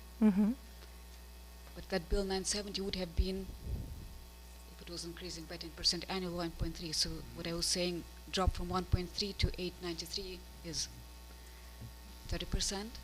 I think if I could share my data with you, and you could see that year, there was not a projected saving or a projected electricity bill. That was prior to solar.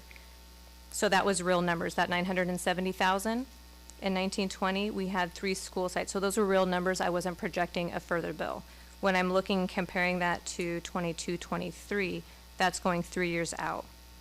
So I'm also using real numbers from the years in between and a projection. But like I said, since if you enjoy math as well, I could share my stuff with you in a board update in Excel where you could see all the formulas that I'm using to do these projections. That could show it. Because it's not clean year after year after year. I'm using real data and projection data from prior year, from 14-15, going down. Melissa, you went into this really deeply, and I appreciate did. I appreciate it. Yeah. Thank you. Thank you. And it can't be easy. With all of the multivariables that you just listed, wow. Well I love done. that stuff. I do. So, yeah, But- so for a clarifying question, between what we're actually spending to SDG&E and what we're spending on our payment, at this point, we're not actually spending less money than we were prior to doing the solar. We're spending as much or more. Part of that is because we're purchasing our system. Yes. And part of that's because the rates have increased to SDG&E. Is that right? Not so much, I would say, the rates, but the biggest thing is that so when we were first looking into solar, we were looking over a 25-year lease span. Our current lease is 15 years. So right now, we have a savings on our electricity bill, but when you compare it to the payment, you're not going to see that huge savings that we're looking at. Cumulative over the 25-year lifespan, you will. But right now, we're not seeing the savings that we were thinking probably at the time. Because our payments are bigger, but for a shorter duration. But we're also saving money on going on a 15-year lease versus a 25-year lease. Are we about 4 years We are. in? Yes, good. Okay. We are. Yes, we've made 4 payments, and they're every July. We make 1 payment a year. So in 11 years, we should see a steep climb in savings. Yes, you definitely do, and that's in the 2035 is when you see a huge increase in our savings. Roger and Don will probably still be on the board. Probably. No, I doubt it, but thanks. I brought up the other idea when we talked about getting inverters that are larger capacity, which I think we really do need to look at that. And all you have to do is look at the model and see how many panels at that wattage, because they take a certain amount. And we should check it, because if we can add to it, it would be very wise. It doesn't cost as much, like I was saying. But the other thing is, I had mentioned putting fuel cells in because they produce hydrogen. They're basically a gigantic battery, and that alone will run both like if you put one at RHS, it would run both campuses, and it would produce all the electricity at night. So we'd literally be, I believe, close to net zero on those 2 campuses if we just get one of those. I think when we looked it up it was like 135,000. Well, you have to have a room for it. Yeah. There was that issue too. Yeah, so that's another option too, which schools have them, but Mhm. you see those more in schools like back east where they don't have a lot of sun. Mhm. Yeah. And all that mathing, I guess we lost Noah for a minute. And we're still with SDG&E. Have we compared community choice at all? Do we know how that No, would we be? haven't, but I could look into that. I don't know if we want Yeah. to. I'm not hearing that it's a great deal. A lot of people who opted into that are not thrilled with it, so I don't know. I don't know if it's really worth it or not, or if we already had, so, yeah. Okay, any other questions on this? All right, if you do have further questions, please be sure to submit them, and no doubt Melissa would be happy to answer in a board update, or even bring it back if we have a lot of information is wanted. Okay. We are now on, where are we? All my papers are jumbled. Item H5, and that is approval of declaration of surplus items from June 1st to September 27th, 2023. Okay, Governing Board, each quarter the Finance Department creates a list of equipment and other district-owned items that are no longer of use or serviceable. These items are collected and sold through various sales or otherwise properly disposed of. This may include selling an item through the bidding process. So we ask the board to approve the list of surplus items. This is an action item. Very good. I move approval. Thank you, Roger. I'll second. Thank you, Dan. All in favor? Aye. Aye, that passes unanimously. Thank you. We are now on item G6? G? H? H6. H6, and that is approval of acceptance of gifts. Governing Board, the district is very appreciative to have received a gift from SeaWorld of 54 concrete trash receptacles, trash cans.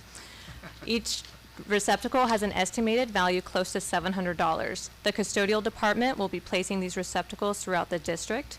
We ask the board to approve the acceptance of this gift. Like concrete with stones around it. Yeah, so I have a little experience with, how good trash cans can be and what a difference they can make outdoors. So I was really actually excited when I saw this, because, yeah. Thank you. Bad trash cans make a lot of mess everywhere. The birds pulling stuff out, just creating a lot of cleanup. So I'm probably the only person who got really excited about a lot of trash cans. That's what happens when you spend years running a park, right? That excites you. So thank you for making those arrangements. This is an action item.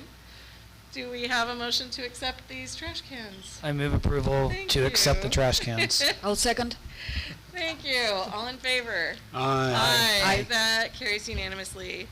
Yeah, that is Do fantastic. they have little shamus on them, or?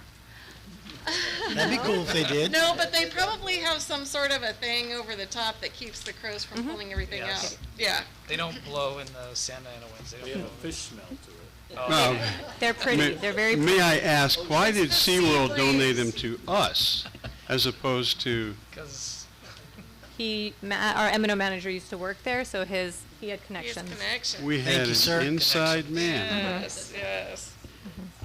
Okay, we are now on section I, and that is district operations. Item I1 is second reading of recommended changes to board policy 5141.6 regarding school health services. Good evening, Governing Board. Bringing back Board Policy 5141.6, School Health Services. This is the second reading.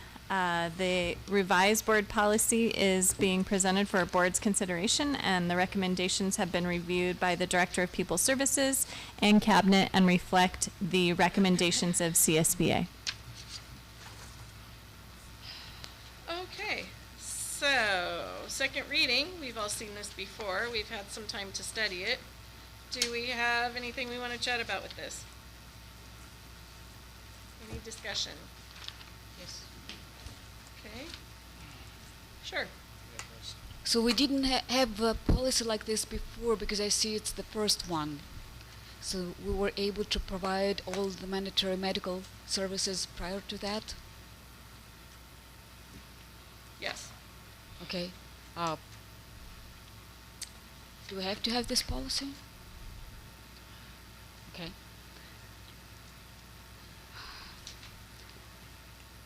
The scope of mandated service is pretty narrow. We have to provide special ed medical services, hearing aid every few years, vision, not aid, hearing screening every few years, vision screening, first aid and medications. But this policy is so broad that it encompasses pretty much every health service under the sun, potentially. Even though I was told that it doesn't change what we're going to do in the future, but that it's not what the policy says. It puts so much burden on our superintendent. It says 9 instances where superintendent shall do this and that, or designate. I know we have a nurse. Can we just, instead of superintendent, replace it with nurse? Nurse doesn't work for us, the superintendent does. So we don't have direction on the nurse. We have direction on the superintendent, expecting to carry out the delegation. So I see something that's in bold and something that's not in bold. But since we didn't have this policy before, what are the changes to? Everything should be in bold or nothing?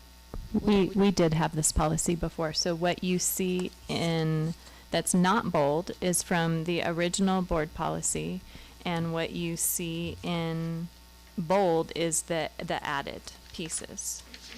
When did we The original board policy was approved on March 12th, 2019, but it was never uploaded to the website. So that's why you don't see on the top where you see the original adoption date.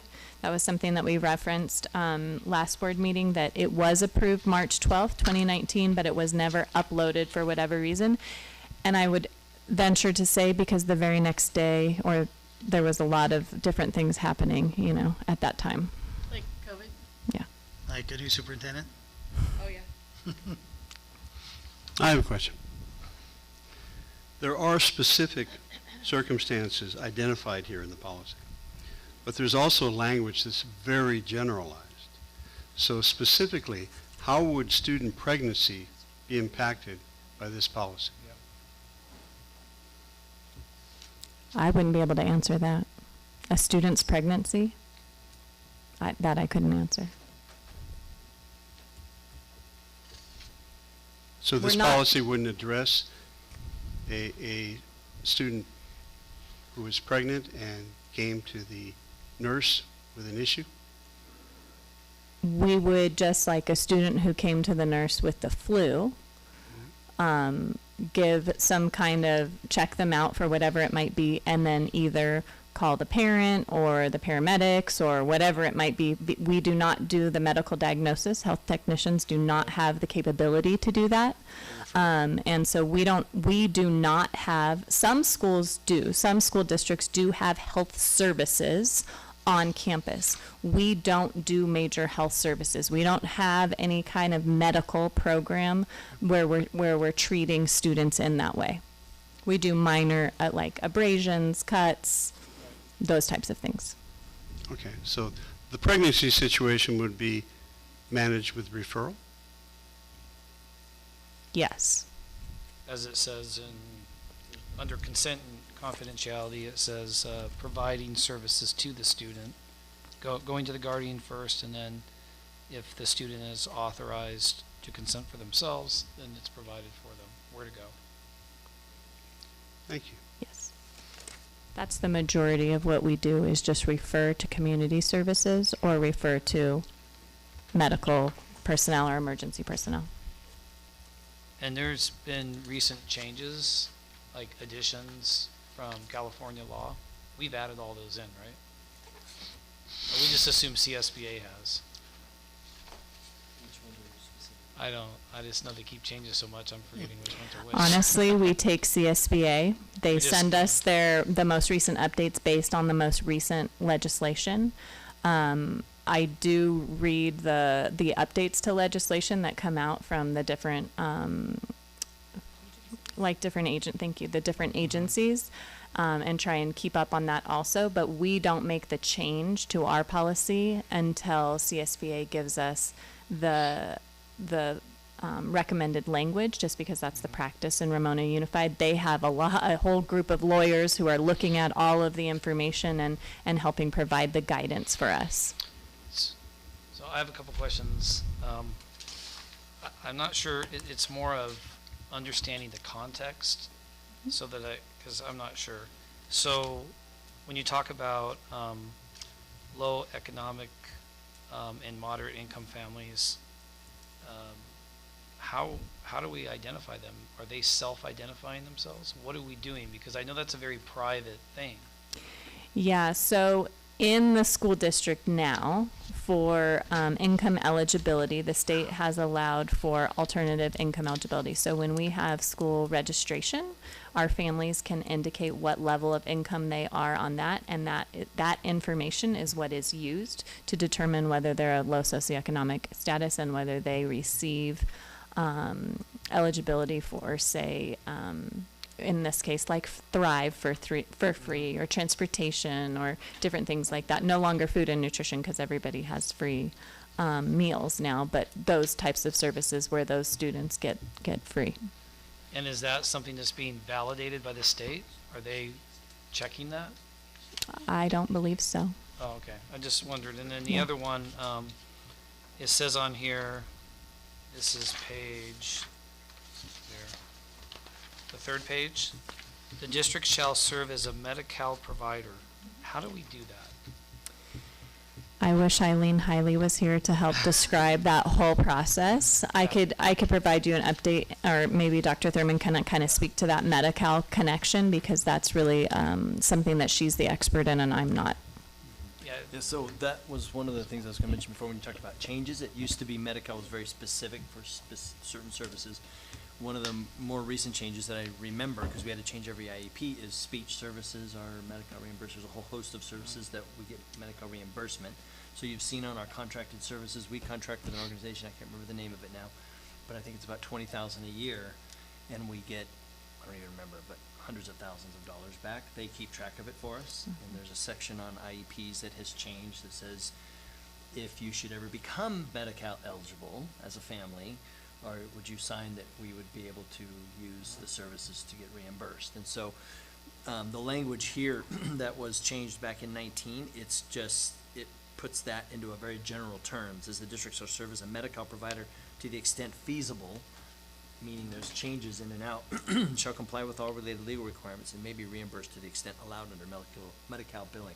Eileen would know every service that is Medi-Cal reimbursable. I just remember some of the big changes doing IEPs where we had to remember to start asking those questions. Okay. So that's an example. There's quite a lot of tracking that goes with all the Medi-Cal billings. Okay, so the consent and confidentiality versus the payment reimbursement for services. The payment reimbursement part, these are services that we're providing. We're now the provider, and we're getting hopefully reimbursed on all of them. And the other one is services in the consent part we're not providing, and we're just directing them where to go. Correct. That's a great way to put it. Okay, so I'll make sure I'm clear about it. By and large, they're educational services, for example, Right. speech services that happen to be Medi-Cal reimbursable. So there's no services at all under the consent part that we're providing. Is that a question or a statement? That's a question, yeah. I mean, from the billing standpoint, I do what Dr. Thurman is saying. We use a company, Practical, that does all of the report. Like we give them data and they do the reporting and they get the reimbursement for us. And it can be anywhere through the years. It's been $150,000 to $200,000 of reimbursements we receive back from Medi-Cal services. And I wish I'm more of the numbers person versus all the services, but it's certain people that we have working within our district, they have to do random time surveys where they have to log in and saying, at this time, I'm serving so-and-so who has Medi-Cal, and this is the service I'm providing. And then we give them all the backup of that person's payroll, and if it's a contracted service or something we use, we have to provide all that data to them to get reimbursed. So after understanding this now, the only thing that I request is on consent and confidentiality. Somewhere in there, it needs to say that the district, it's a consent and release. They're releasing or holding the district harmless. Because if we're saying, oh, go here, and then something bad happens, I don't want them coming back to us. Because we're referring them. So that would be my only, I don't know how to say it in there. It could be a consent, release, and confidentiality. But it should be in there because it's not. Well, it's probably in the It's family probably code in and one of those health two, and but safety we'll code. put it in Yeah. an update. Yeah, But we'll I find just, out. That's a great point. if somebody reads it, Right. they'll be like, then if something bad happens, they'll come back and it's not in your policy. Yeah. Example, the board further recognizes the first paragraph that schools are uniquely positioned to increase health equity and to help ensure that all students have access to necessary healthcare services. Our job is education. Our job is not to ensure healthcare for every student. The district may provide access to health services at or near district schools through the establishment of a school health center and or mobile vans that serve multiple campuses, and may utilize telehealth as delivery mechanism to increase access to healthcare services in school. So the language is so broad that it says that we are providing healthcare services in school. It doesn't limit it to anything. It could be any healthcare service under the sun. And although I get verbal promises, we're not doing any more than what we're doing now, that's not what this policy says. And I wonder if this is the CSBA requirement to put this kind of language in this policy, because it has no limitations. And also, in addition to prove that it has so little with education, when I looked at our mental health policy, out of quoting, it quoted at the end about 15 different, had 12 different legal references. Only, and 12 of them were references to an education code. This policy has 35 legal references. Only 3 of them have reference to the education code. All other legal references are to some other legislation that's not education code, which tells me it's very broad. And I'm not agreeing to this, because superintendent shall provide all those kinds of reports and services and connections and accommodations and provide and promote and provision of healthcare services. And that's so much distraction for our direct goal of education. So specific to the district may provide access to healthcare or health services, doesn't say we must, and we ultimately hold the purse string. If we don't allocate the funds to do so, then it doesn't happen. So we have control over this through the budgetary process. Doesn't mean if we give such broad directions by this policy that we're not seeing every step, so all things could be done with our knowledge. But they can't be funded, so they can't happen without the funding. Another question, why do we need to spend money on that? What is We're not. We only need to spend money on what's must. On what's must needs to go in this policy. We only need to spend money on what's must. We don't need to spend money on what's may. But we're not. And there are so many mays in this policy. We have not authorized funding for healthcare beyond what's required at this point in time, have we? No. Why not put it in the policy? That's what minimally required by the law. Just to clarify, it's in the policy because we are providing ones we're getting reimbursed for. There you go. And so we have to state it. And then the other thing is, I don't know like we send some students to specific schools for special ed. I don't know if we're providing anything there, but we might be. Special ed, So- yes, it's one of the mandatory services, yes. So we have it in here may because it fits a small few or services that we're already doing. We do pay for specialized counseling services. Yeah, okay. Vista Hill. Yeah, that's right. So it's very So- vast. Scope of this policy is very vast. It's weird because it's so specific, and I'm understanding what Maya's saying, because it's like, why are we, Where are we taking all this on? well, I understand why this is happening, because CSBA is saying the more students you have in your school, and if you can provide or direct them to services. And if they're healthy, the more ADA you get. That's really what's going on here. That's what I see. Maybe I'm reading it wrong, but that's how I see it. That's just what this is all about. Two-pronged, more ADA and more learning. Of course. Right. So as I see it as going into the direction of eliminating parents from the picture, because normally kids go to other doctors with parents. And this way, it's all happening at school, then less parent interaction. What So is the happening schools at replacing school? Parents. What are we doing at school that it's Because excluding that's the what the parent? policy describes. What are all we kinds of- doing today that you're making the claim that we're doing? What are we doing today that's excluding the parent? We're opening the window for providing all kinds of health. But we're not services doing on anything campus. today, correct?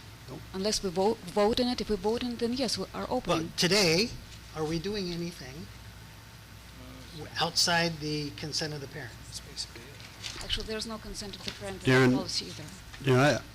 You point out what she's concerned about. I think I'm concerned about the same thing. I don't understand though, so Well, let try me to explain. help me. Let me explain. It says the superintendent or designee shall obtain written parental or guardian consent prior to providing services to a student, except, What page are you on? That's under consent and confidentiality on the third page. except when the student is authorized to consent to the service pursuant to Family Code 6920 through 6930. Darren, I don't know what 6920 through 6930 is. I don't know what that exception is. Can you tell me? No. We can look it up. But what are we doing that is in violation of that? Leslie's So- prepared to answer what that is. Yeah, so when we're talking about Family Code 6920, 6930, Health and Yes. Safety Code 124260, or any other applicable law about minor consent, Yes. it has to do with the age of the minor. And at age 12, students are allowed to seek medical attention or medical referral or whatever, however you want to call it, without the consent of their parent. That is law. We, in Ramona Unified, as shared with the board, our practice is to, even with those students who are 12 and older, we know that we get a better response, and this will come up in the next reading of the next board policy on mental health, right?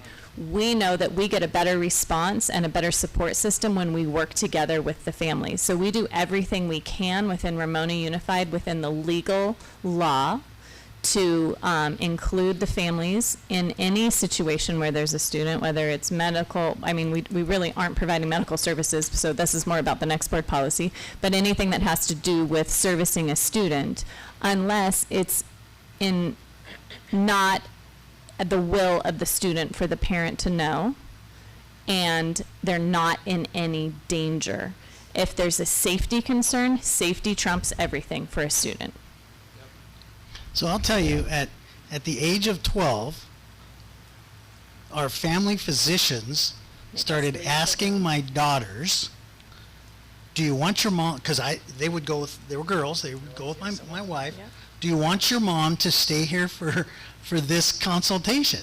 And they were mortified, and they were like, I'm not staying if she's not staying. So I am happy with that district practice that we're partnering with parents, but we do have to follow the law.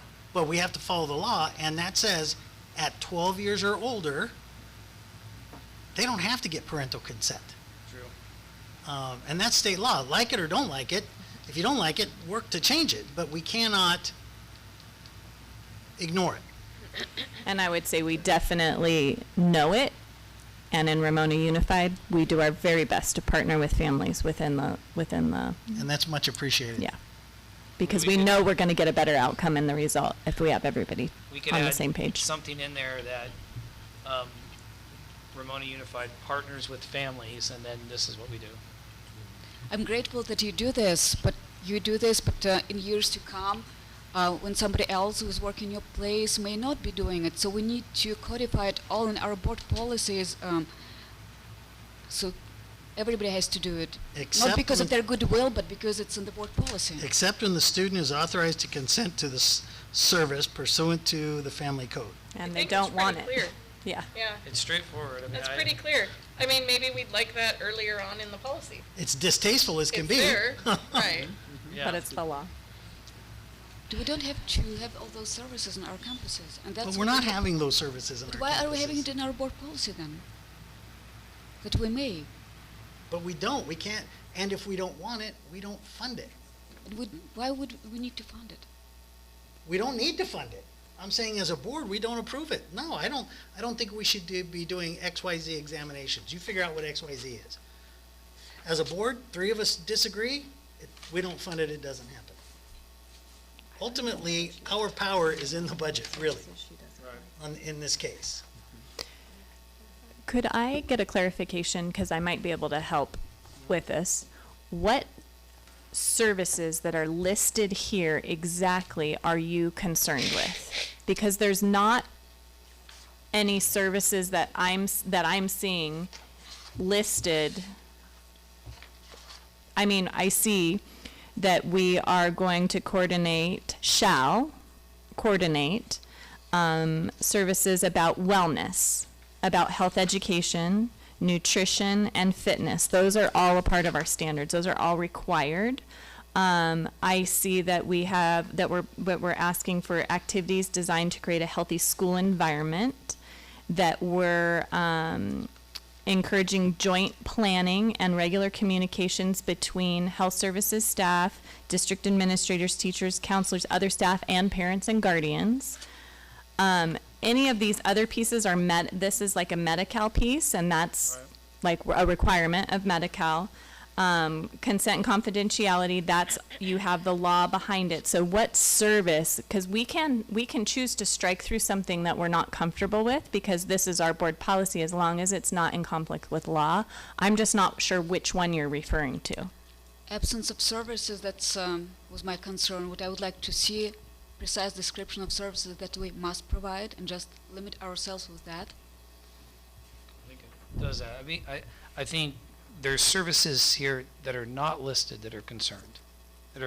That's what I believe. I really have no problem with any of the listed services whatsoever. Okay. I'm all good with that.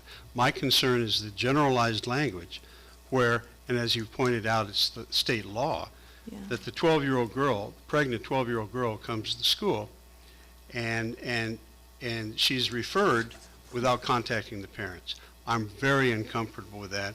I understand that's the state of the law, but in the state of California, but I cannot be more uncomfortable with the elimination of parental consent in those circumstances.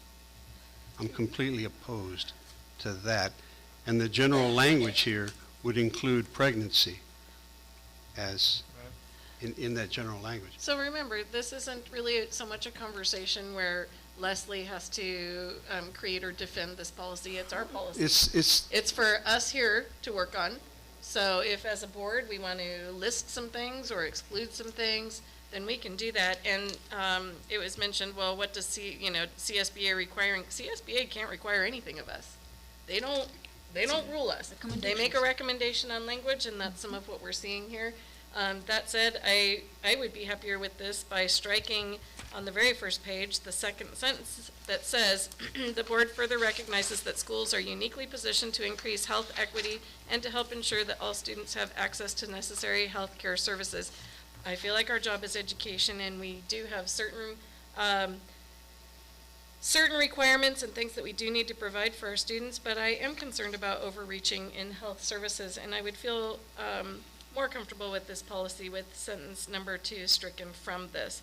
So it would just launch into, it would read, the governing board recognizes that good physical and mental health is critical to a student's ability to learn and believes that all students should have access to comprehensive health and social services. I do believe that. The district may provide access to health services at or near district schools through the establishment of a school health center and/or mobile vans that serve multiple campuses, and may utilize telehealth as a delivery mechanism to increase access to health care services in schools.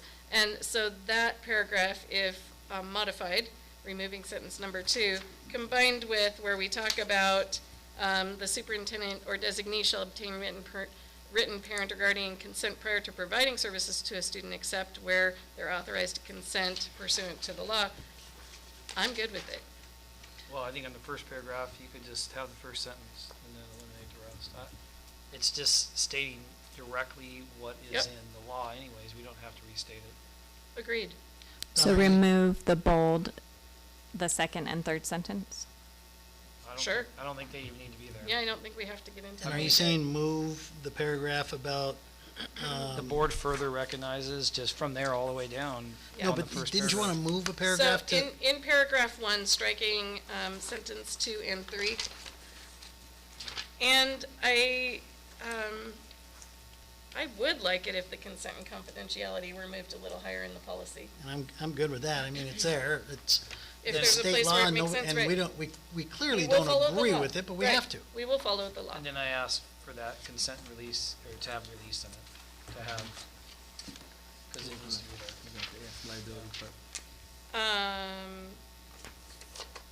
And I may have stepped out during that, I'm sorry. So, What about after, in that second paragraph, the board and superintendent or designee shall collaborate with the local and state agencies and healthcare providers to assess the health needs of students in district schools and the community. The superintendent or designee shall obtain written parent guardian consent. Right, what about right there? After it's saying what we're doing? After Perfect. Community. Yep. You Is can that- say as needed. No, we're not doing that for everybody. yep.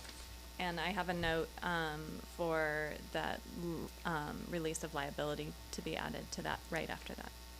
Or do you want it in a separate area? I just think it made sense to be under consent, under the consent part. If we're moving that though. Oh, we're gonna move it over here. If we're moving it to the front and we won't have that consent section any longer, where would you like that liability piece moved to? I think it just makes sense. Or we can keep that and make our own thing that says release of liability and maybe get the language that we need to. It needs to somehow be connected to obtaining written and parent guardian consent. It needs to be Okay. connected to that. It's consent and release, holding the district harmless. See, because I'm concerned, exactly what Dan's saying. Say we're like, okay, so anybody comes in, whatever the situation, we're like, oh, we recommend that you go and receive, or go to these places to get these services, and then something bad happens and they die.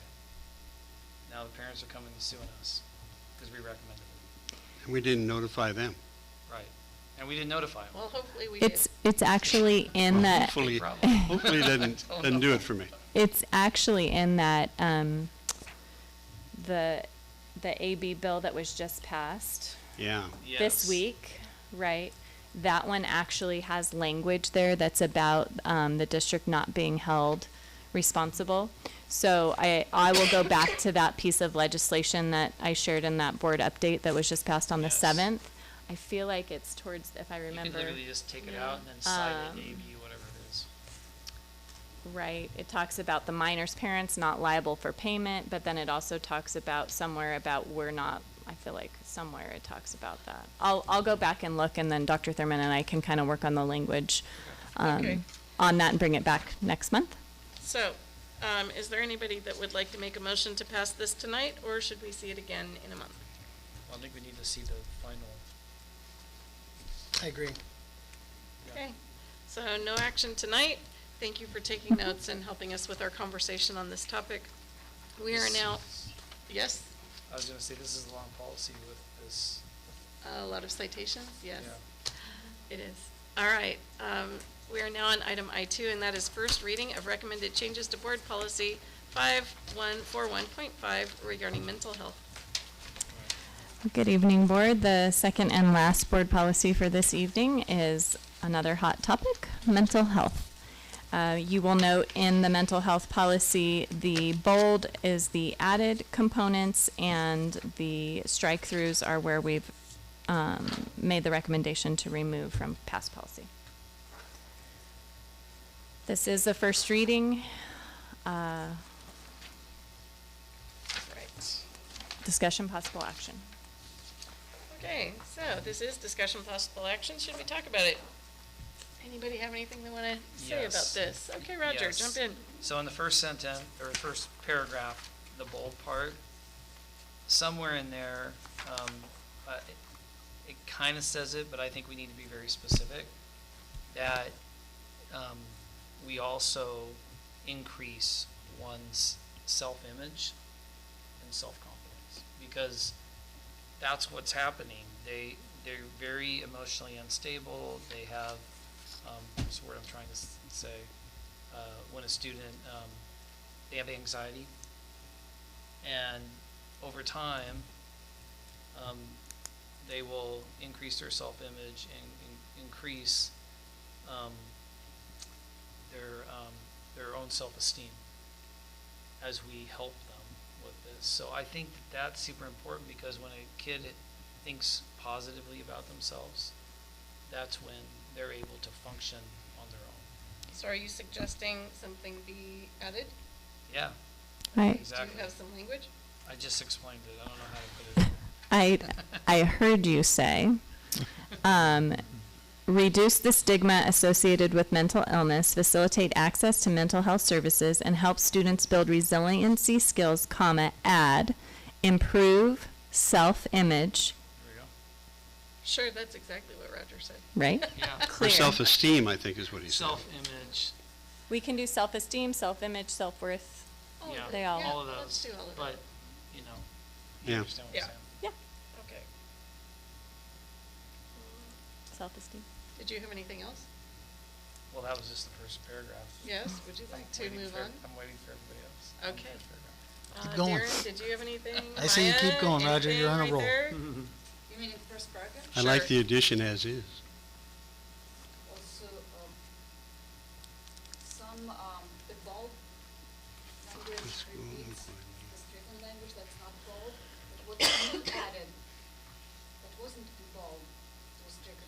Facilitate access to mental health services, including digital resilience. I guess that's something to increase social connections, yeah. I wonder if all this increase, to which point parents are notified that children are receiving mental health services, because every health decision has to be done through parents. And I would not like to see my children being treated for anything, physical health or mental health, without me knowing. They're being treated, and what they're being treated for. And later in the policy, there's more language describing even more severe problems kids could be treated for. And there's also no language about notifying parents at any point. So I would like early on to include something that notifies the parents. Which part are you? Early on. Just, Well, so how far do we go with providing mental health services with our own staff? Before it's referred to someone outside the district or a contracted service? Mental health services provided by our own staff or for ours? A school counselor, school psychologist, or school social worker may provide mental health counseling to students in accordance with the specialization authorized on the individual's credential. As needed, students and their parents or guardians may be provided referrals to mental health services in the community and/or to mental health services at or near district schools. So how far do we go with our own staff before parents are notified and referred out? It's really up to these folks as they're doing assessments and working with them and. Anybody under the age of 12, we have to have consent for. Yes. Anybody at the secondary level or at 12 or older, they often have a self-referral or a check-in or a small group or any of those types of things. And again, our counselors and our social workers, by law, can't reach out to the parents without consent from the student, but unless there's a safety concern, but they practice partnering with parents through all of it. So is that in the policy somewhere? That would end up being more probably like in an admin reg than policy necessarily, because it's our practice versus our policy. But we could add it here because sometimes our policies and admin regs look the same. I would really like to see some language in there that talks about partnering with parents to the extent that the law allows. Yes. In the update that was shared earlier this week, there was some language in there, and might I read that and consider that? In RUSD elementary schools, we would need to take that out for the policy piece. The expectation is that parent consent is required for any routine and planned pull-out counseling service, individual or group. Parents are notified when a student is interviewed as a part of a risk or threat assessment, no matter the level of risk assessed. So that's elementary. So we could add somewhere here elementary, and then I can read secondary next if we'd like. Do you want me to read it now, or do you want to like figure out if you want to place elementary somewhere, or what's your preference? I'd like to hear it. Okay. At the secondary level, this gets a bit more complex, so we wouldn't include that part, right? Parent consent is obtained for similar types of planned pull-out counseling services, but many students that self-refer for check-ins and counseling sometimes frequent with both counselors and social workers. The age of consent for mental health services in California is 12. This is the part I think we might want to add under secondary. However, our staff understand that student outcomes are almost always better when there is collaboration with parents and are intentional in opening doors for that collaboration. Confidentiality never supersedes safety. If there is a substantial concern regarding a student's health and safety, parents should always be notified. RUSD mental health support staff are trained and instructed to not make medical recommendations simply because they are not medical professionals. Services are limited to the practice of clinical social work and counseling. So not the first part, but I needed it for the whole context, but perhaps where we start with talking about at secondary, staff understand student outcomes are always better when there's collaboration with parents. Right. You know, even though the age of consent in California is 12, staff recognizes this. I like it. Me too. Where would you like those items placed? Maybe under mental health counseling and I think so. referrals? Yeah. Okay. And so I can make an elementary section with that piece and then a secondary section with that and then bring that back next time? Very nice. Yes, thank you. Anybody else? No, I think it's good. Looking at Okay. information and training, the very first paragraph talks about early signs and symptoms of an emerging mental health condition, behavioral health disorder, psychiatric condition, substance abuse disorders, and so forth. And we're still not notifying the parents about all of that. That paragraph is about staff development and professional learning, not about students. It's just equipping our own staff with any circumstance that they might come up against in a classroom with a student or And on link- site. Also further, and link students, I would like to offer, add, and parents, add, with effective services, referrals, and support. I'm sorry, where are you right now, Maya? Still, first paragraph of information and training.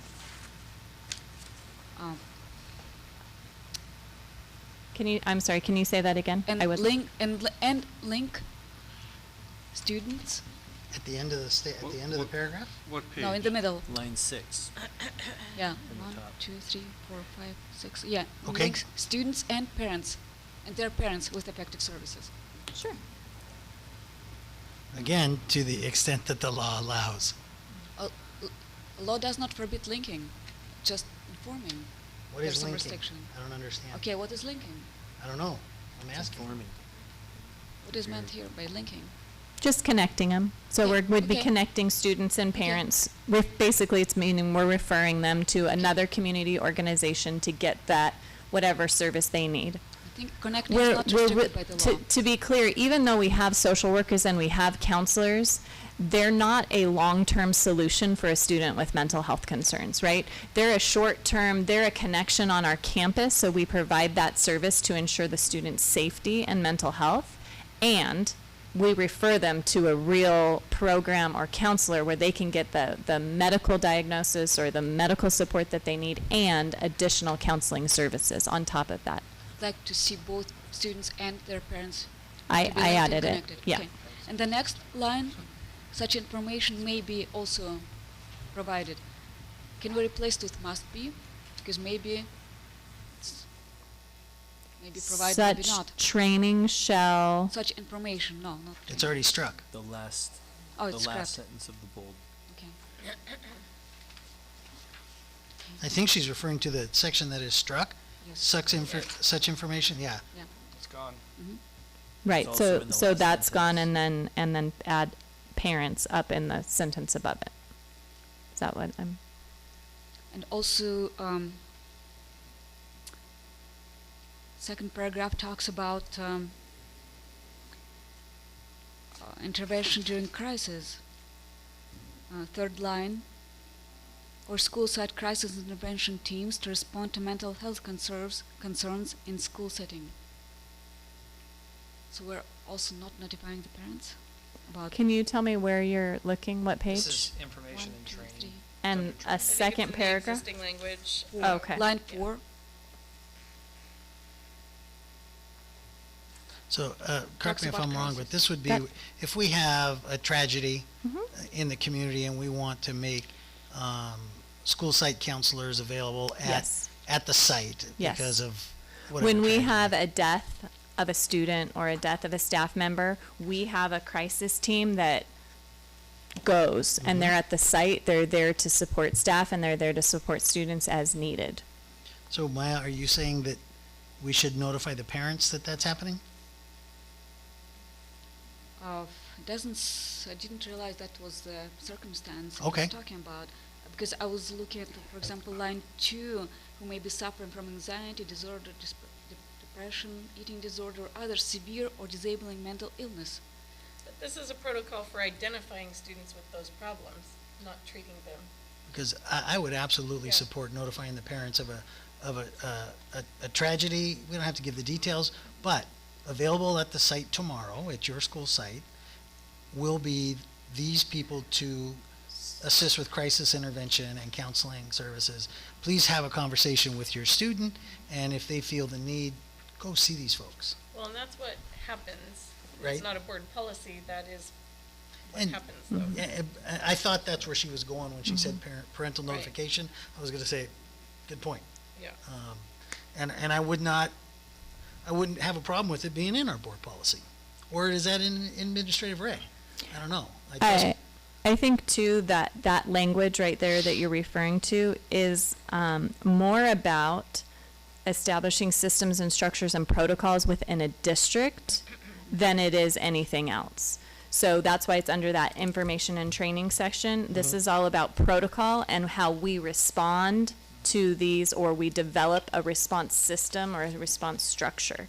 So it's referring to that protocol, or that we have to develop this team, like it's that piece of it is there. And that's why I think those two things feel a little disjointed next to each other, but it's because they're not in relation to one another, except for their common theme is the fact that they're a system, structure, or protocol that staff is to follow. So it might be helpful if the heading of this page where it says information and training, if it said information and staff training. Sure. Just to clarify that and really call out that these are staff issues, not student issues on this page. And, these professionals we should probably make it a point to make sure that they're available for our staff, because they've suffered a loss too. Yeah. And they are. We make sure of that. So I have a couple Yep. things. On the first page where it says it's bolded, be aligned with state content standards and curriculum framework. Yep. Can we add in RUSD academic standards, because we do have our own? There's additional things that we add that I think would be helpful, such as note-taking, all these other little things. I think that kids need to understand there's other expectations of them. This is directly referring to health education. I understand that. So what But would, it's referring to that, but that helps their health. what do you want to be called out? Because I don't know what those other academic standards are. I'm just blanket statement. Oh, okay. instead of- Just like this is. All Okay. the state content standards, that's blanket, right? And local, maybe our local instructional focus? You can say it that way. Okay. And then, Sure, that's exactly what Roger said. Said the assistant superintendent services. Good job. we all have our own way of saying things, right? Okay. So I then- guess where I'm looking is if somebody were to say to me in my position, what is the RUSD academic standards? I would direct them to our instructional focus and our commitments, and from the ed services side of things. So that would be like for me where I would direct them. If there's something different that I'm just not aware of, being newer in this position, I probably Right, should but know.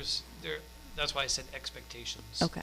Because some of those are the way we do things. Academic expectation. Yeah. Okay. That's not a way of saying it. I think this is page 3. It's talking about training for teachers, and then it's getting into talks about the poster, and then it goes on to including the following information on these posters. Number 4, positive coping strategies. One, I think we really need to add, which is very difficult for students, and that's forgiving oneself. It is a big problem right now. Kids will just beat themselves up all the time. I see it going on all the time. And then in Roger, 5, that's a great addition. yeah, and then in 5, the 2 that we need to avoid, one of them is perfectionism. We need to teach them you cannot be perfect. You're okay, just the way you are. Perfection is not attainable, right? But somehow the kids think it is. And then the other one is comparing yourself to others. So I think those are, I see those happening on a campus all the time, and I have to kind of downplay when students do that to themselves. And then it helps them because they're like, they realize when you say it enough. And then it helps when this is about training for teachers, it helps the student recognize that the teacher cares about. So, anyway. So, to repeat back to number 4, we would like to add forgiving oneself. To number 5, we'd like to add comparison and perfectionism. That's exactly what I said. I would like to add to number 4, coping strategies, physical exercise outdoor. In addition to all those other actions like yoga, meditations, all very static. But what contributes greatly to improving mental health is vigorous exercise. That's outdoors, sunshine, fresh air, moving. It should be integral part Sounds of like any something mental we health. talked about recently. I'm Yes, surprised it's even not- I know some it's like- counselors actually, very serious PhDs, they would refuse to treat the patient as a counselor for mental health if they're not doing any physical exercise, because they know with mental counseling alone they wouldn't be able to help the person without the physical component. Well, we're on this page, so this bit about the poster. Yes, that's what all I- of this that's- absolutely required. There's no wiggle room. So that's what I was about to say. So, yes. Okay. According to Ed Code, like all of these items must be required and a part of the poster. And I linked one of our sample poster. And I'll have staff go back and add components to this. It's very hard, right, to come up with a poster that's got all of this.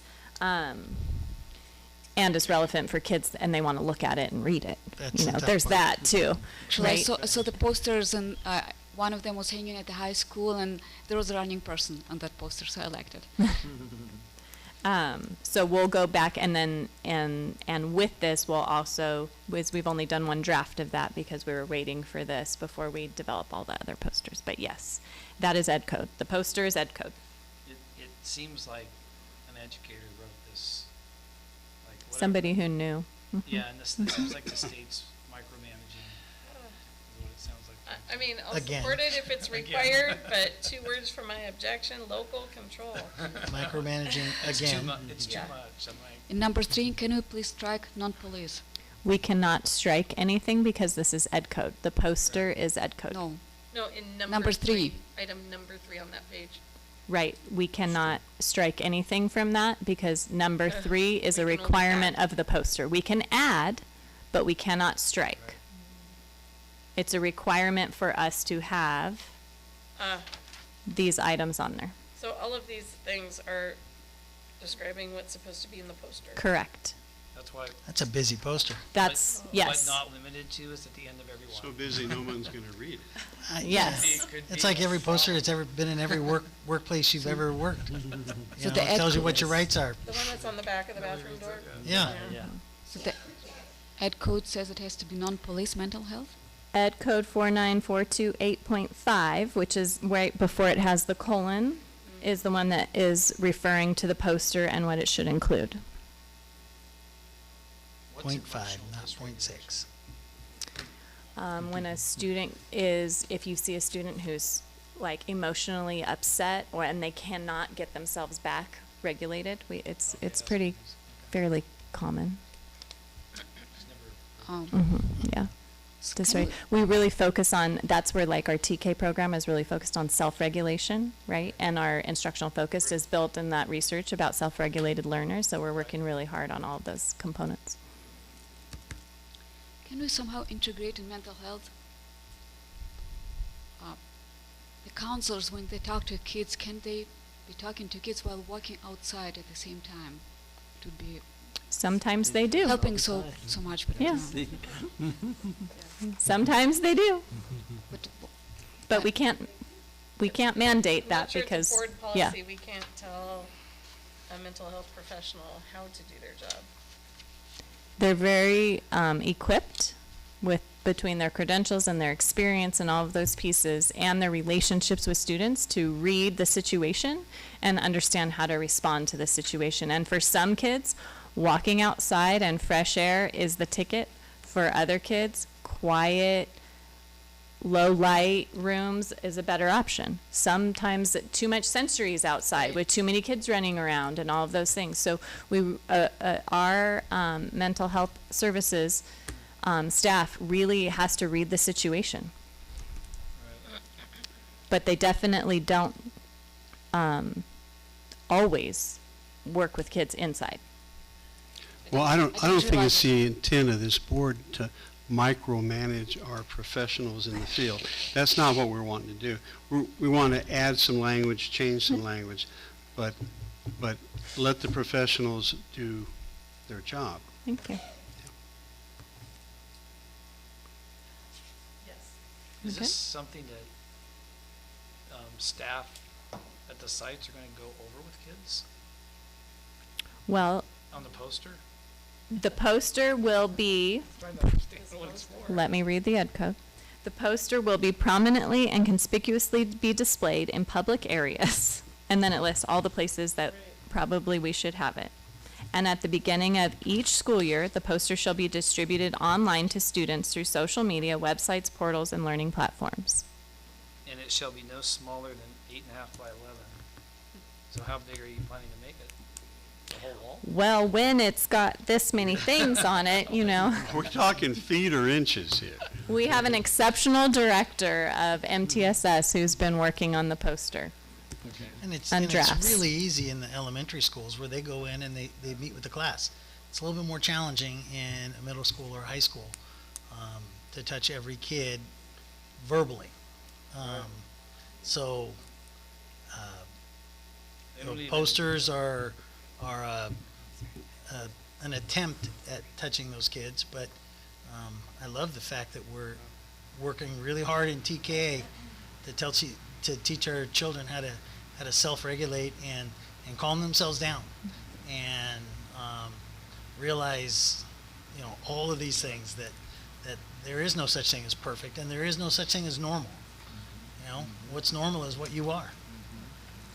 So, yeah, and we have to push it in at elementary levels because at middle and junior it's just they're different, and the environment is plenty challenging. Okay, so we will see this back again. It looks like we've done a good job fine-tuning this. next month. Thank you very much for walking us through all of that. We are now on item I3, and that is our superintendent's report.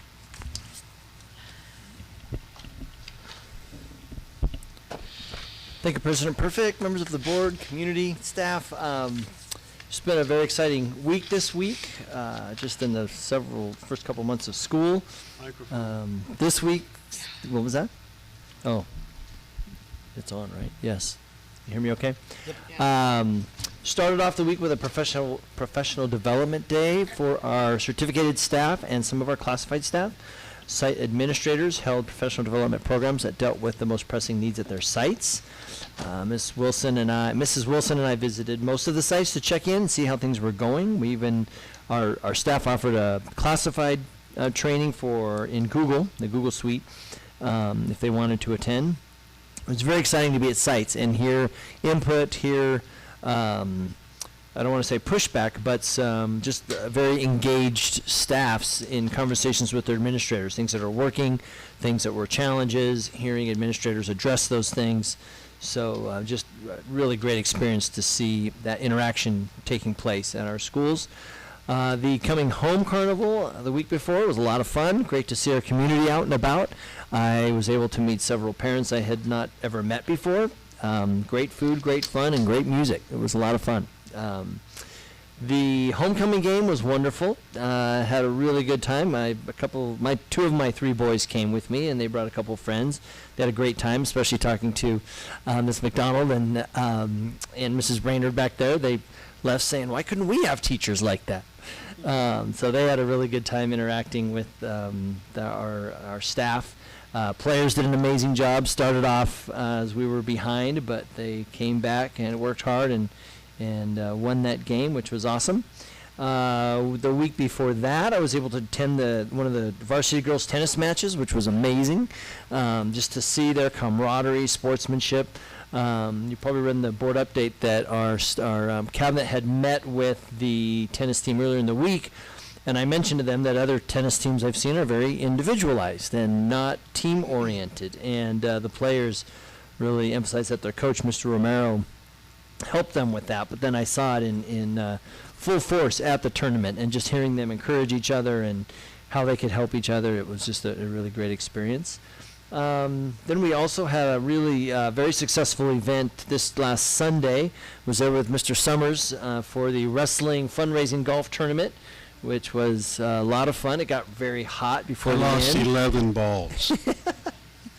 Well, I had two boys and we probably lost double that. But still shot par, right? No, I did not. Me neither. Oh my goodness. It was great, but we had a great turnout. Coach Tyler McKay was there. His coach from when he was a wrestler from Mount Carmel came. It was great to get to know him, Coach Campo, and hearing about his impact on wrestlers, which is exemplified in what Coach Tyler does as well. One of our wrestling parents, Mr. Peckhelder, helped organize the event, which was extremely successful at just raising funds. Had some great auction items, pulled pork sandwiches, just an overall great day. I don't know what the proceeds were, but I am sure they did a very good job. We also had one of our local DJs, Mark Weber, Kayleen Weber's husband. He's an RHS parent. Was there 11 or 12 hours playing music, volunteered the whole day. It was great. We talked about Coach Baldwin being nominated by the Chargers High School Coach of the Week. That's a program that's been going on for 20 years. So that's where they team up with the NFL to recognize a football coach. And so we'll hear how that goes. On a more serious note, we heard just before the meeting tonight, about an hour before, from the County Office of Education regarding the situation taking place in Israel. And just would feel remiss without just mentioning that our hearts go out to the families directly impacted in that conflict, the hostages, those families around the world that are impacted as well from a larger standpoint. There was a Hamas chief who said sometime today that tomorrow is calling for a day of jihad. And so there's some concerns with that. We've been the county's been in touch with local law enforcement. Our own sheriff has been in touch with their intel organization that there are no threats here. School will continue as normal tomorrow. If there is anything that comes up, we'll reach out to our community right away, but we just want to make sure people know that there is school, that there aren't any threats locally. If there is anything, we'll make sure to treat that as we need to with recommendation from law enforcement. So just want to make sure everyone's aware of that, and had a great start to the year. It's been exciting to see our teachers in action. I've had three meetings so far with classified staffs across the district, and getting great input from them, and a lot of great praise for just really a lot of the projects that are taking place across the district, and communication, keeping people informed. They've just been extremely complimentary. I leave those meetings and I'm usually sending 4 or 5 texts to sometimes many people in this room saying thank you for this, because the classified staff at this site sees what you're doing and the changes and really recognizes that. So I really can't appreciate everybody anymore. It's amazing. So thank you all. All right, thank you. And this is me with the cold medicine wearing off. Dan, do you have anything for your board report tonight? Yeah, briefly, we had an event on September 30th here in Ramona about human trafficking, and we learned a great deal. In Central America and Southern America, the kids are acquired through literally kidnapping them right off the street, throwing them in a van and taking off. Kids never seen it again. But not in America. In America, because our kids have cell phones, the kidnapping is electronic and it's done through the cell phones. And what they do is they mine social media to find a kid who is depressed for whatever reason. You can make your own list. And they attach to that kid, and it might be a 58-year-old guy in Alaska, but he acts like a 14-year-old that he's talking to on the phone.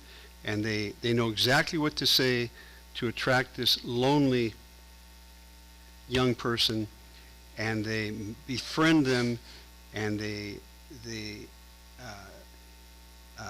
end up enticing them to give them a nude photograph.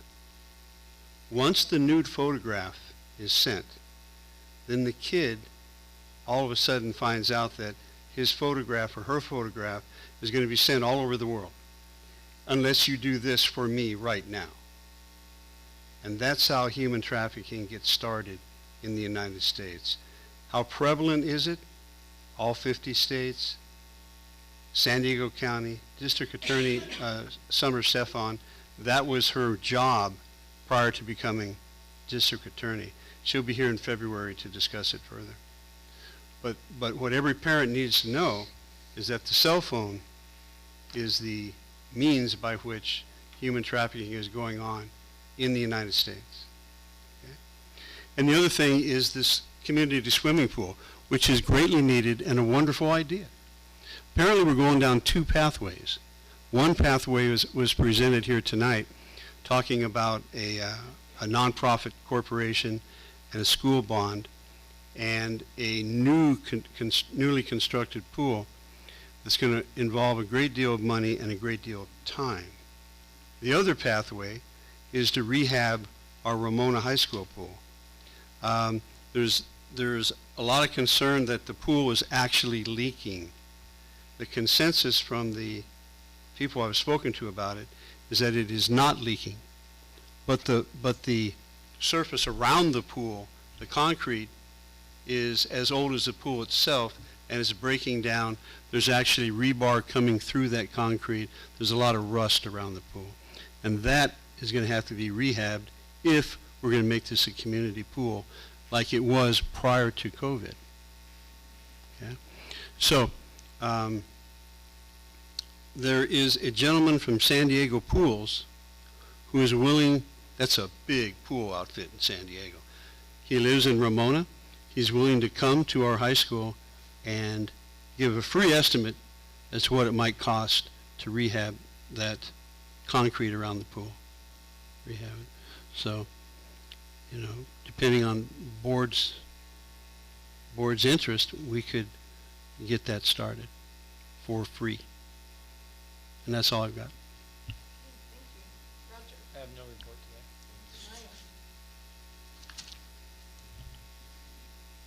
just reporting that I attended several events, including classroom visits. Spent with Dan 3 days going to 2 different schools, Ramon High School and Olive Pierce Middle School, and altogether at the high school maybe went to 26 or 28 different classrooms over the course of 2 days. I learned a lot. It was very interesting, and great energy from teachers. It was very inspiring. The voices alone blew me away. It's like Shakespeare on stage. Also, I attended every day of the homecoming week, all events, Thursday, Friday, and Saturday, and I got to see the homecoming dance. I had so much fun, and instead of staying maybe for the first 10-15 minutes, I stayed until the very end. Because I was talking to people, I learned also a lot. I talked to security officers, I talked to parents, no, not parents, administrators, yeah, teachers. Also attended cybersecurity event presentation that was done by the same person that presented 4 years ago that I attended. It was nice to hear that it's still the case that parents not only can monitor the children electronics, they have to monitor them, so things like what just Dan described wouldn't happen to a child. So that's it for me. So we had a good meeting tonight, and I think a lot of that credit goes to staff for being so well prepared. Melissa, your presentation on the climate tech and our energy use was really good. You were prepared. It's so clear to me how much preparation you put into that. And thank you. And it helps us, I honestly believe, make better decisions. And then Leslie, the way you led the discussion on the board policies, you were incredibly prepared. And it again makes our job much easier when staff is just like bang, bang, bang with questions. So Brian, they made you look good tonight. They really, really did. It's that way across our district. Or Corey said something about our teachers being prepared to come in, and they're not teaching last year's lessons. I mean, they're teaching today's lessons based on current events and how does it relate to historical events. And we just have some real successes going on this year, and it's because of IT staff making sure that we have access and workable resources. It goes to our food and culinary staff, making sure that our kids are well fed. I mean, it is just a well-oiled machine. Really nice to see it happening, and it's not just one group, it's everybody rowing in the same direction. So it's a good year so far. Well done. Very nice. I couldn't agree more, Darren, absolutely. I don't have very much to report tonight. I'm trying to get home before this cold medicine completely wears off. Thanks for bearing with me, board being in the room for a couple hours prior to this. I do just want to call out for us and the good work that they're doing. They have a fundraiser coming up. They continue to raise funds to do really necessary positive improvements here within our Ramona schools. And I appreciate that I'm back on their email list. I will try and make it to a meeting sometime soon. Last night with this cold wasn't able. And good luck to Coach Baldwin, and maybe he'll be that winner. So if you haven't voted, get on there and vote. That concludes my report. If there isn't anything else, then I'll adjourn the meeting. Any objection? Meeting adjourned.